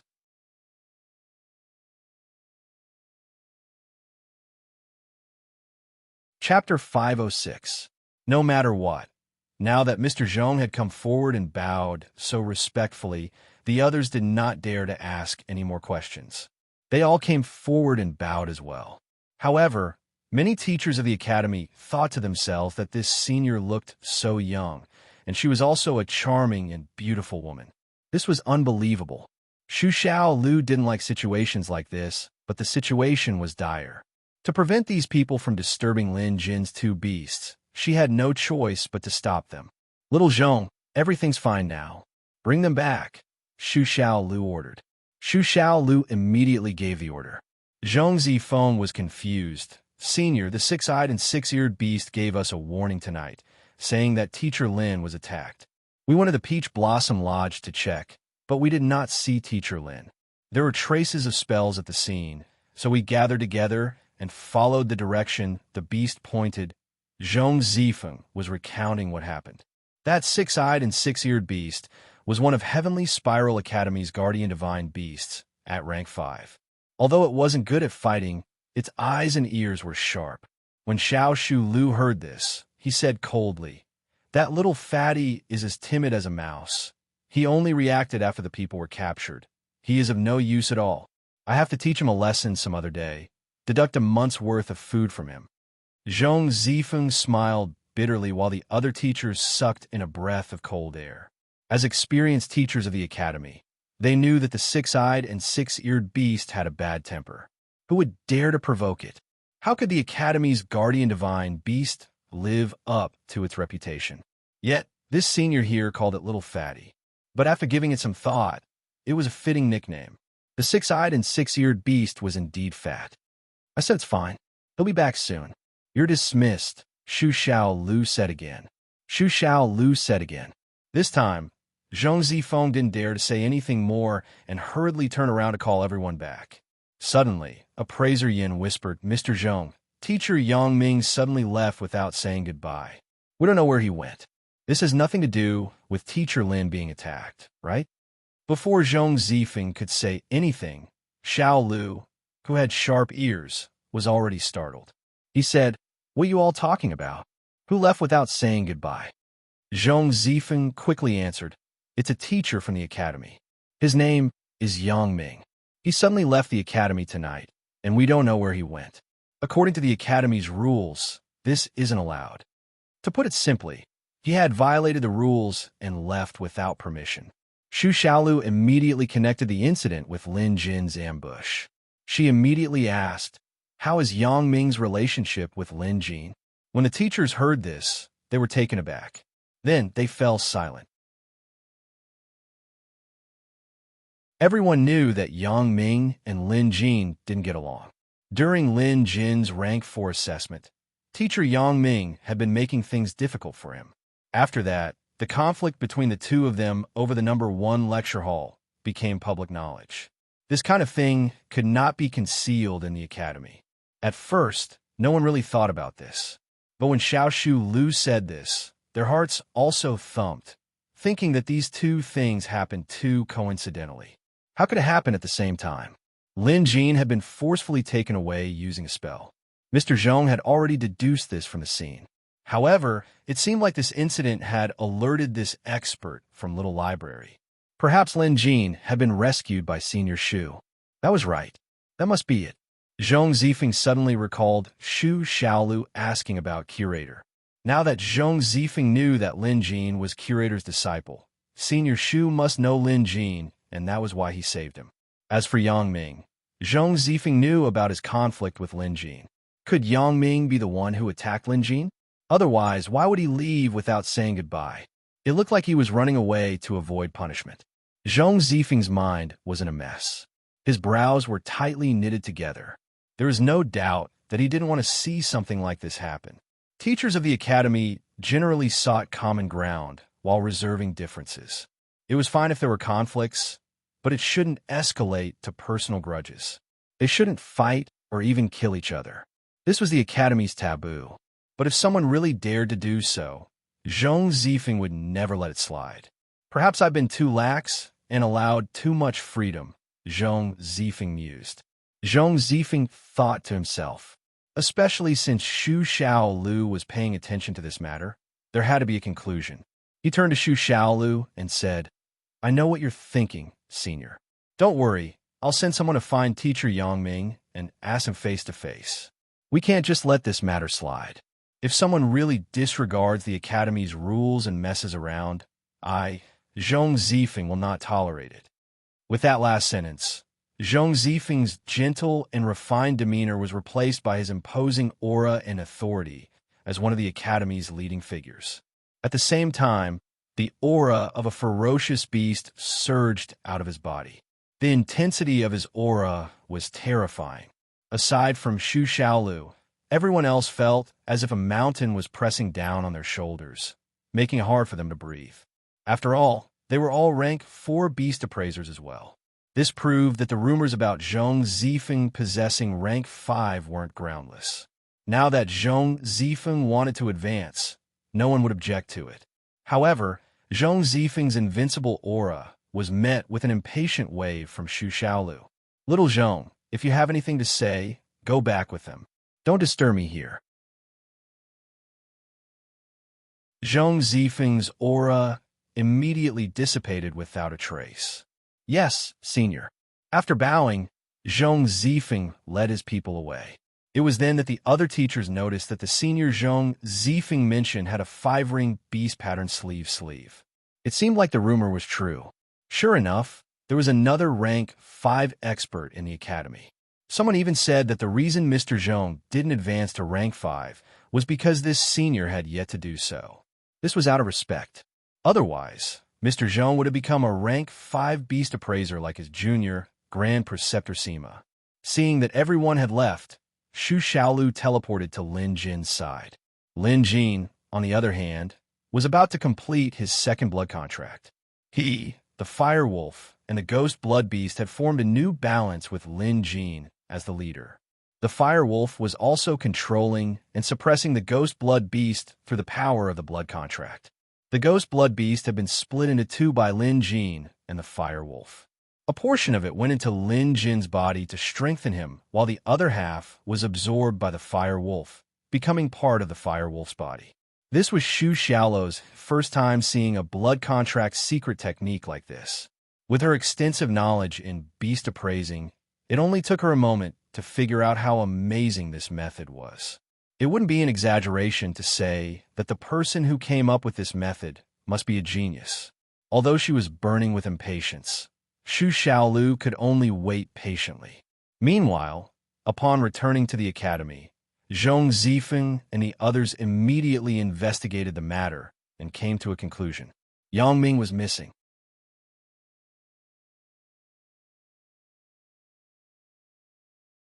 Chapter 507.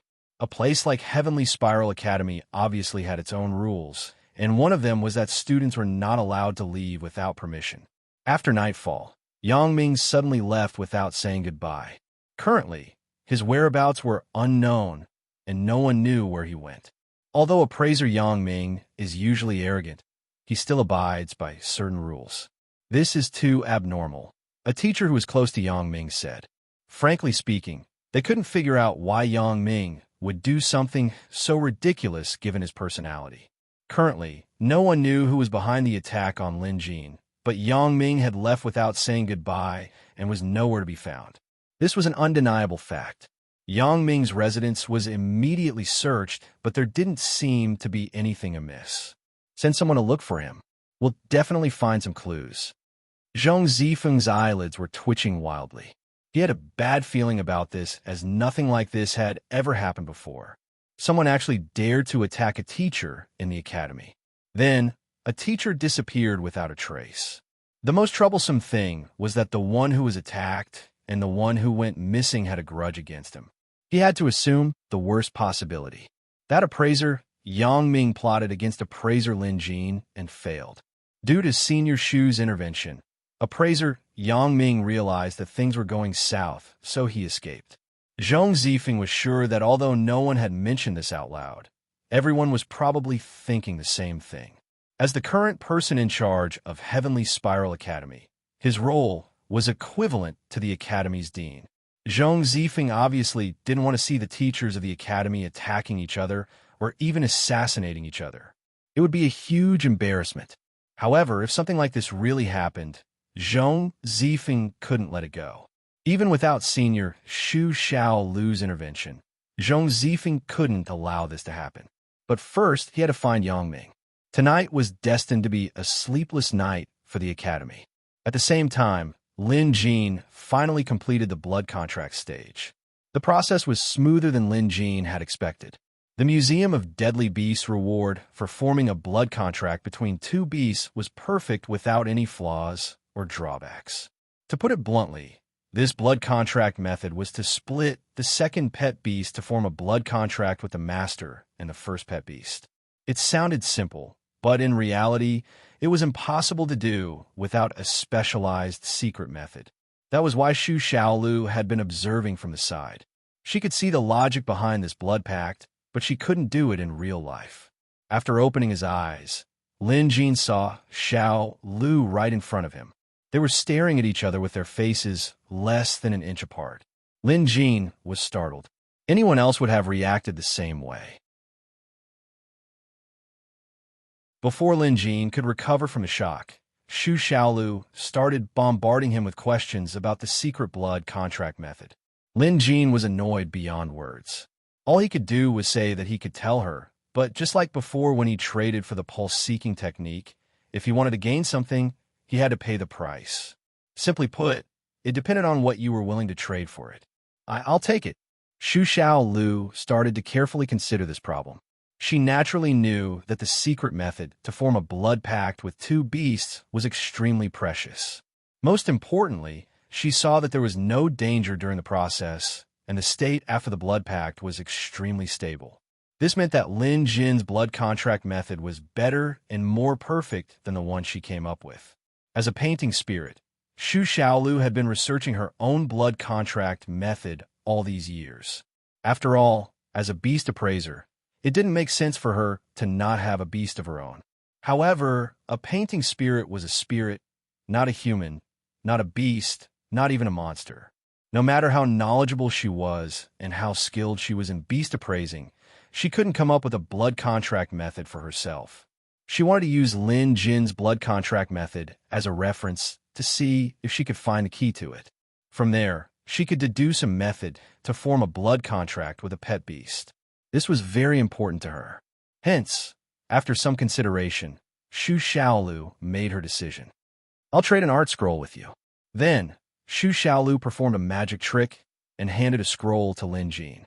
Soon, Lin Jin knew what this painting was. He unfurled the scroll and saw a strange-looking giant man. He was tall and sturdy, with a bear's head and iron armor around his waist. He was bare-chested and wore iron shoes. His entire body was muscular, and there were two words written on the painting: Hercules. Simple and direct. Since I'm an art spirit, I have the ability to control my art. This Hercules has been with me for many years and has gained spirituality. I'll teach you how to control it. If you encounter any tasks that require strength in the future, you can just let it help you. It's very convenient. Xu Xiaolu gave Lin Jin a hurry-up and accepted expression. Lin Jin was intrigued. He noticed the spirituality on the painting, and if it was as Xu Xiaolu said, it was a rare item. Show me. Let me see what you're talking about. Lin Jin was being cautious. Xu Xiaolu quickly invoked a spell and whispered, "Hercules, appear." The next instant, the Hercules on the painting glowed brightly. With a flash of golden light, a giant man about 10 feet tall appeared before Lin Jin, just like the Hercules on the painting. The Hercules on the painting was nowhere to be seen. The thing on the painting had obviously escaped. It's true. Lin Jin clicked his tongue in wonder. He had never seen something like this before. Then, he watched as Xu Xiaolu controlled the Hercules to uproot a tree that was so thick that two people could wrap their arms around it. The fact that the Hercules could even split a boulder with its bare hand showed just how strong it was. With just one punch, the Hercules could even crack the ground. The average rank 3 pet beast probably wouldn't be able to withstand a single punch from this Hercules. Lin Jin was satisfied. I'll trade. This wasn't a bad trade. After all, this Hercules could be of great use during crucial moments. However, the only problem was that this Hercules was just a puppet. It wasn't very intelligent and was more like a tool. However, with such a physique and strength, Lin Jin couldn't ask for more. Moreover, Xu Xiaolu was the first to rescue Lin Jin when he was ambushed. Just based on this, Lin Jin didn't mind losing out a little in this trade. Lin Jin then taught Xu Xiaolu the secret technique, and Xu Xiaolu taught Lin Jin the mantra to control the Hercules. Lin Jin gave it a try, and the Hercules did have its benefits. In essence, the Hercules was a spell puppet and not a pet beast, so there was no such thing as death. Lin Jin felt more at ease leaving dangerous tasks to it. Moreover, the Hercules wasn't as brainless as Lin Jin thought. It was more like a robot. Once an order was given, it would complete it no matter what. For example, if Lin Jin wanted it to capture a person, unless that person was killed, the Hercules would definitely complete the task.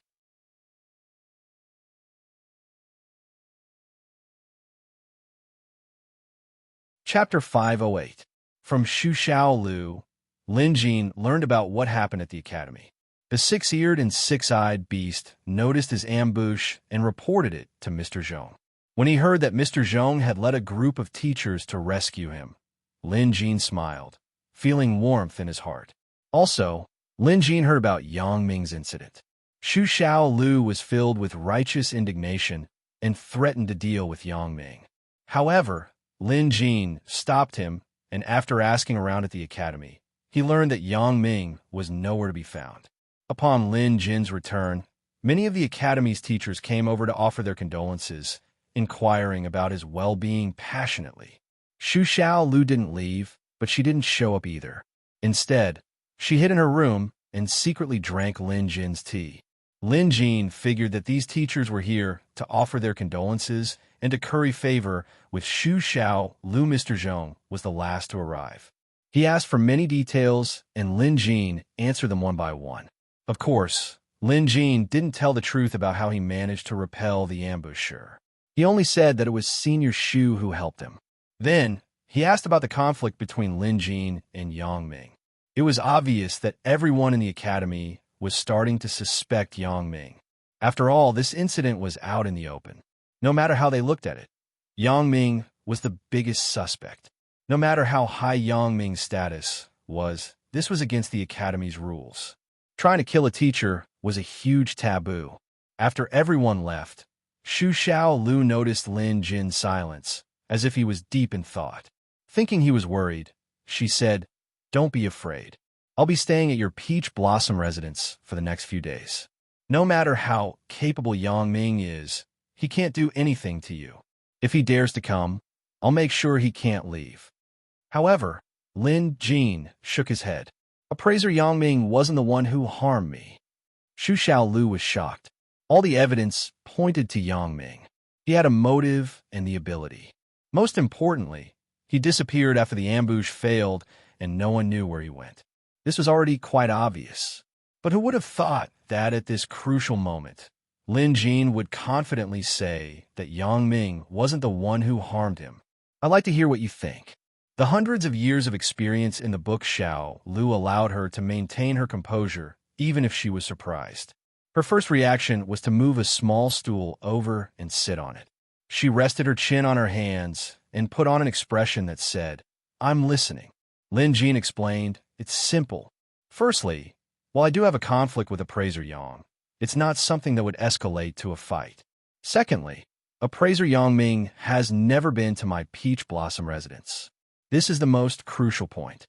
With that said, Xu Xiao Lu also reacted. She thought of the jar the size of her palm.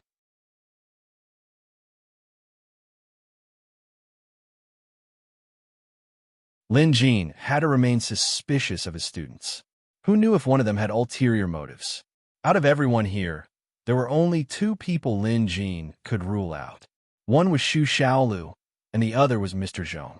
The others, be it his students or his teachers, were all suspicious. Come to think of it, they might even be people planted by the Demonic Appraisal Association to get close to Lin Jin. Nothing was impossible in this world. Moreover, the culprit's plan was meticulous. It wouldn't be an exaggeration to say that any rank 4 beast appraiser would be dead for sure if they were ambushed like this. Because they didn't have the Museum of Deadly Beasts to back them up.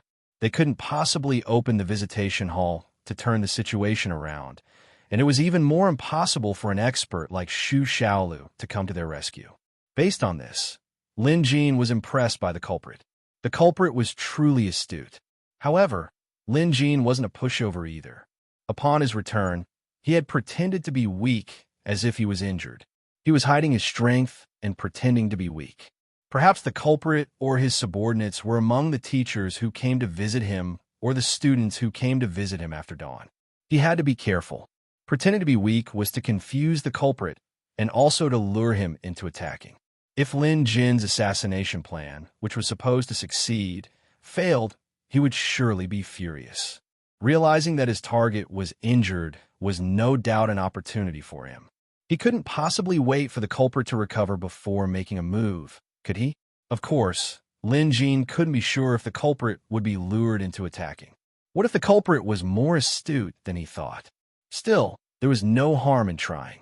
Before confirming the culprit's identity, it was best to remain vigilant.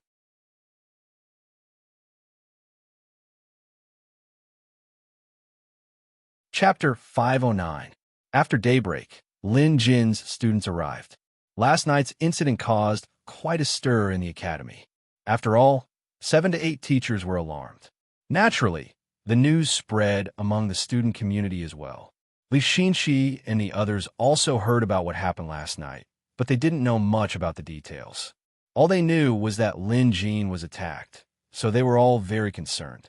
Lin Jin acted the same as usual, but he was secretly observing everyone. For the entire morning, Lin Jin didn't notice anything amiss.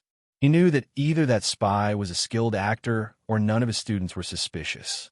Either way, Lin Jin didn't get anything out of the ordinary. Of course, from a certain perspective, not getting anything out of the ordinary was a good thing. Lin Jin didn't want anything to happen to his students.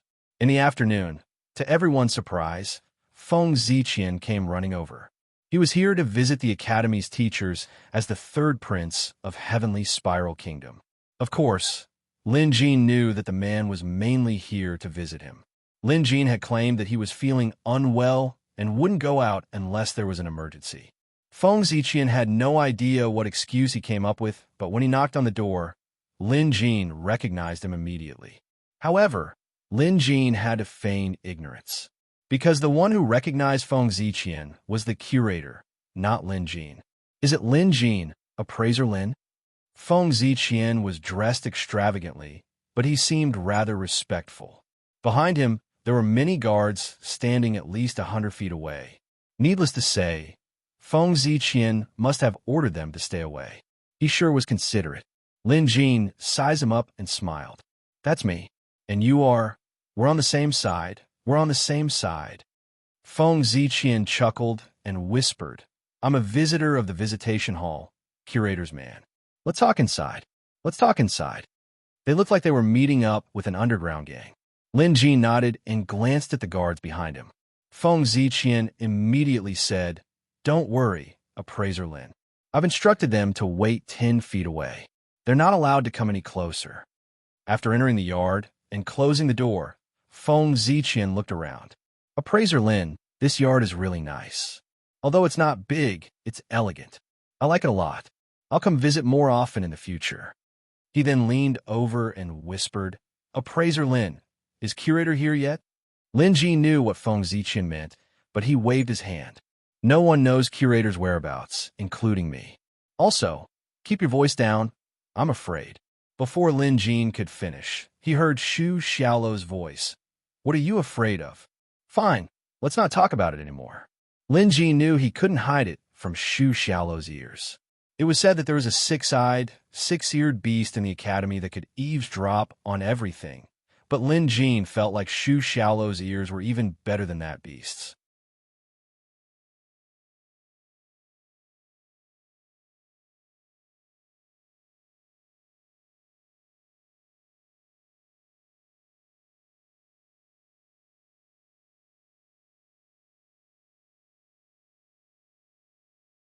When that happens, not only will your father value you, but even the princess of Thousand Island Kingdom will be interested in you.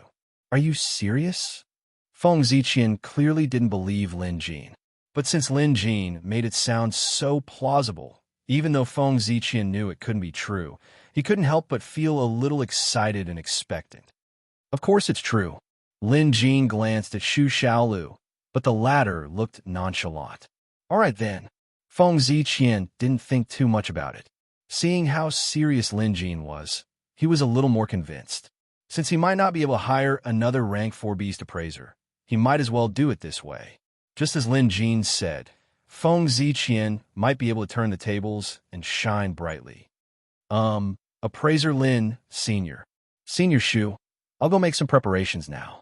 I'll send someone to invite both of you over later. Don't worry, I prepare the carriage. Feng Ziqian clearly had other matters to attend to, so he quickly excused himself. After Feng Ziqian left, Lin Jin asked Xu Xiaolu curiously, "Where are you going?" Xu Xiaolu definitely wasn't going because of Feng Ziqian, so Lin Jin guessed that Xu Xiaolu only wanted to join on the fun because Lin Jin was going. Instead, Xu Xiaolu said with a straight face, "I heard that the Thousand Island Kingdom has many rare beasts that can't be found in Continent Central. I'll be able to broaden my horizons by going there." His tone and expression made it seem like he was just doing his job. "Well then, let's get changed," Lin Jin suddenly said. He was thinking that Xu Xiaolu's crimson dress was too eye-catching, but Xu Xiaolu misunderstood his intentions. "Oh, that's true. I don't look as dignified as I am now. Let's get changed then." Having said that, Xu Xiaolu vanished. After a while, Xu Xiaolu, who looked like a sagely old man, appeared.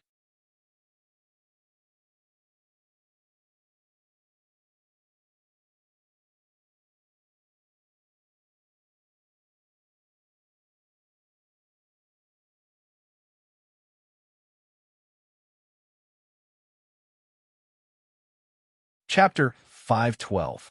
Since he was here to help Feng Ziqian, Lin Jin already knew what he should do.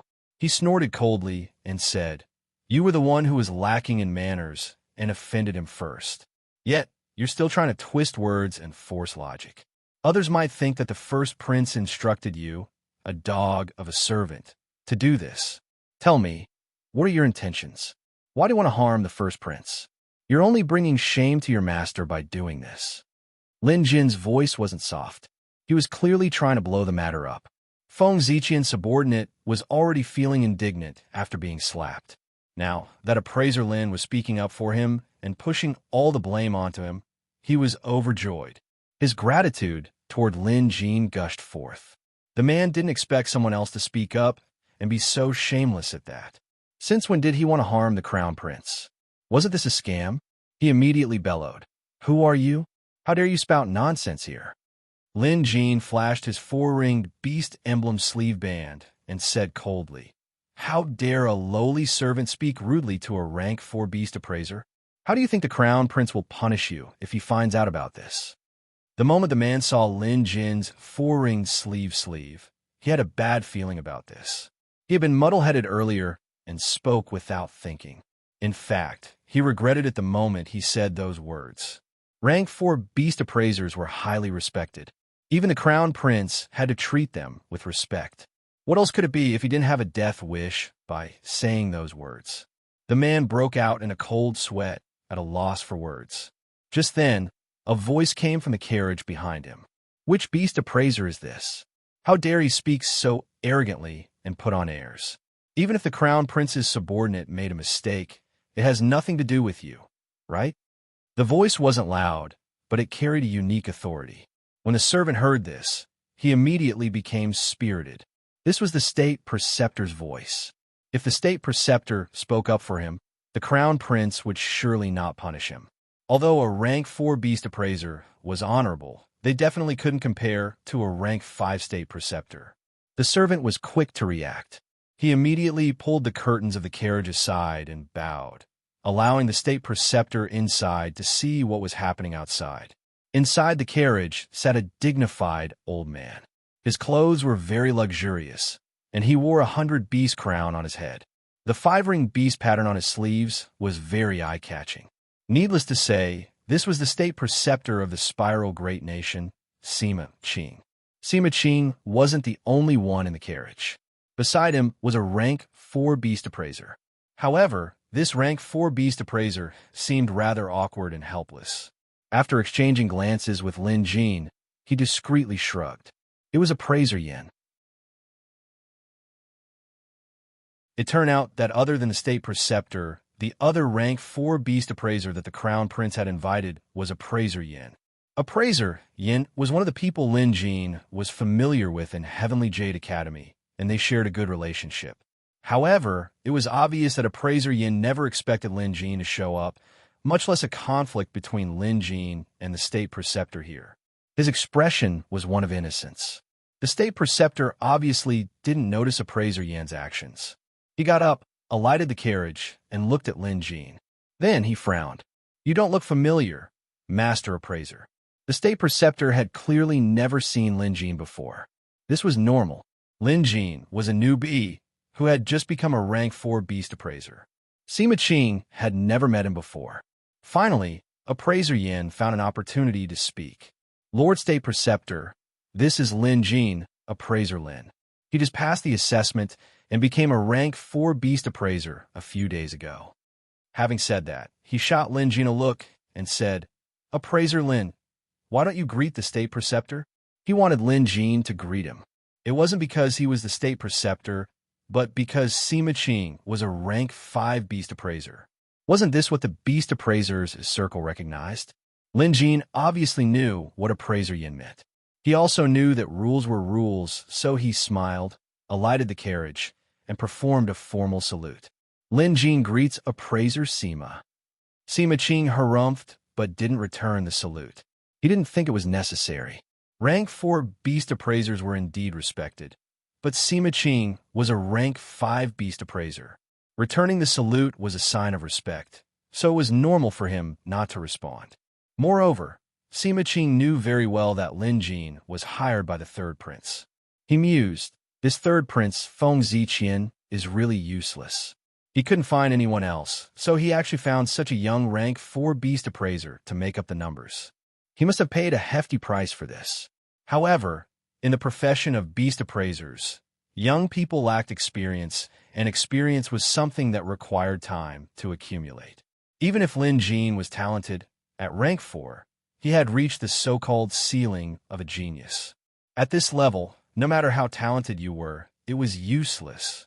If you wanted to continue advancing, you had to accumulate enough experience. This was something no talent could replace. If Feng Ziqian found such a young man and Lin Jin made a fool of himself, not only would Sima Qing be embarrassed, but Feng Ziqian would also be implicated. Sima Qing obviously wouldn't lower himself to Lin Jin's level. As for reprimanding him, there was even less of a need. He was a state preceptor and a rank 5 beast appraiser. All he had to do was ignore him. Hence, Sima Qing didn't say a word and simply walked past Lin Jin, as if he didn't see him at all. Appraiser Yin kept giving Lin Jin looks from behind, meaning, don't let your emotions get the better of you and hold it in. Lin Jin nodded. He wouldn't take this matter to heart. But while he didn't care, someone else was fuming. Call yourself a state preceptor. You have no manners at all. How dare you not return the greeting? Are you blind? A voice came from the third prince's carriage. The voice was so loud that anyone who wasn't deaf could hear it. Everyone was instantly dumbfounded as they cursed under their breaths. Who was this? How dare he speak to the state preceptor in such a tone? And it was clearly a reprimand. This is bad. Something big is going to happen. When the subordinate of the third prince heard this, he knew that the situation was not good. He wanted to cry, but had no tears. He was afraid that it would be difficult to settle this matter peacefully. Once things got out of hand, he would definitely be the one to suffer in the end. Unfortunately, he couldn't open his mouth to speak. He didn't have the right to. My life or death has nothing to do with what I did. I can't decide. How tragic. Now he was trembling all over, thinking, I'm dead meat. Appraiser Yin looked dumbfounded as well. He glanced at the carriage, then at Lin Jin, probably wondering what was going on. Everything was fine, so why did they have to do this? The one with the biggest reaction was none other than the state preceptor, Sima Qing. He stopped in his tracks almost immediately. His brows were tightly knitted together as he glared at the carriage with a murderous intent. After all, he was a state preceptor. Sima Qing suppressed his anger and asked, "Who's in the carriage? Come out and talk." Everyone else was scared into silence. Even the guards around them held their breaths. Anyone could tell that the state preceptor was enraged.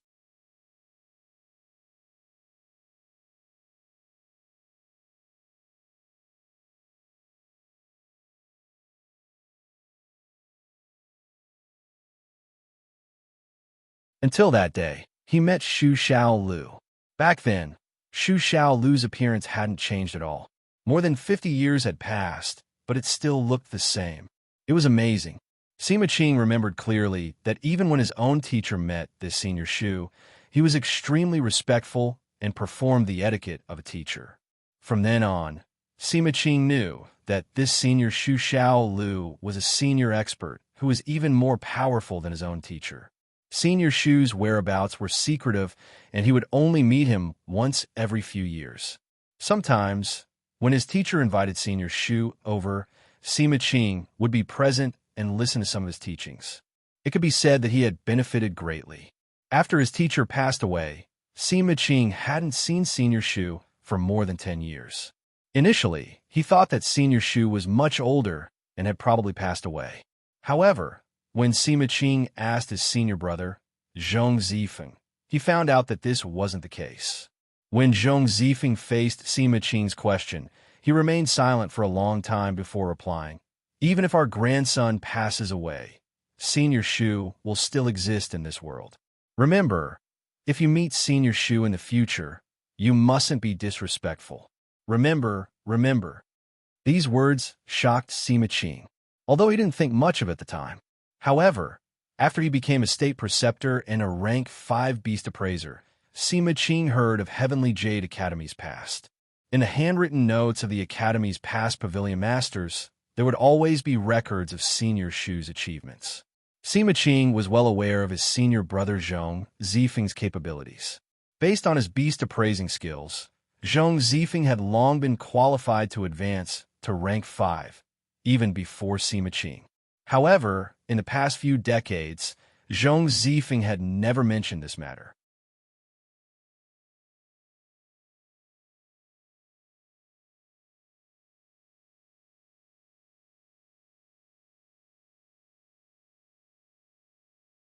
Two rank 4 beast appraisers came down from the carriage. Upon seeing Appraiser Yin, they greeted him with a smile. Appraiser Yin, why are you standing here and not leaving? Appraiser Yin turned around and saluted them. Oh, it's Appraiser Du and Appraiser Wang. Appraiser Yin, I heard that the Crown Prince invited you here. It seems like Lord Royal Preceptor will be here too. Why aren't you here? Is he already inside? Appraiser Du asked from the other side. Appraiser Yin smiled bitterly. It's a long story. All right, let's talk as we walk. No matter what, Appraiser Yin was invited here by the Crown Prince. Lord Royal Preceptor may have left due to the earlier incident, but Appraiser Yin couldn't leave. If he did, wouldn't he be making things difficult for the Crown Prince? Appraiser Yin couldn't bring himself to do something like that. By the time they arrived at the banquet hall, Appraiser Yin had already recounted what happened earlier. Appraiser Du and Appraiser Wang were dumbfounded and were already thinking of backing out. As the Academy's rank 4 beast appraisers, they more or less knew some of the Academy's secrets. Very few of the average assistant lecturers and students had heard of Senior Shu. However, official rank 4 beast appraisers like them still had their own sources of information. Senior Shu was a legend in the Academy, and not only did this legend show up today, he even reprimanded the Imperial Preceptor and tore off his 5-ringed beast pattern sleeve. More importantly, the Imperial Preceptor didn't seem displeased at all. Instead, he remained respectful and obediently went back to his room to reflect on his mistakes. This was a little too much. If even the Imperial Preceptor behaved this way, one could only imagine the pressure they would feel if they were to face Senior Shu. Was Lord Shu invited by the third prince? Appraiser Wang suddenly asked the crucial question. Appraiser Yin and Appraiser Du came to a realization. Today's banquet was in fact a test set up by His Majesty to test the 3 princes who had the potential to become the Crown Prince. To a certain extent, the fact that they were invited meant that they were supporting the corresponding princes. You're tuning into the Warrior Lore YouTube channel. Don't forget to subscribe and join us on this journey to catch the most captivating stories.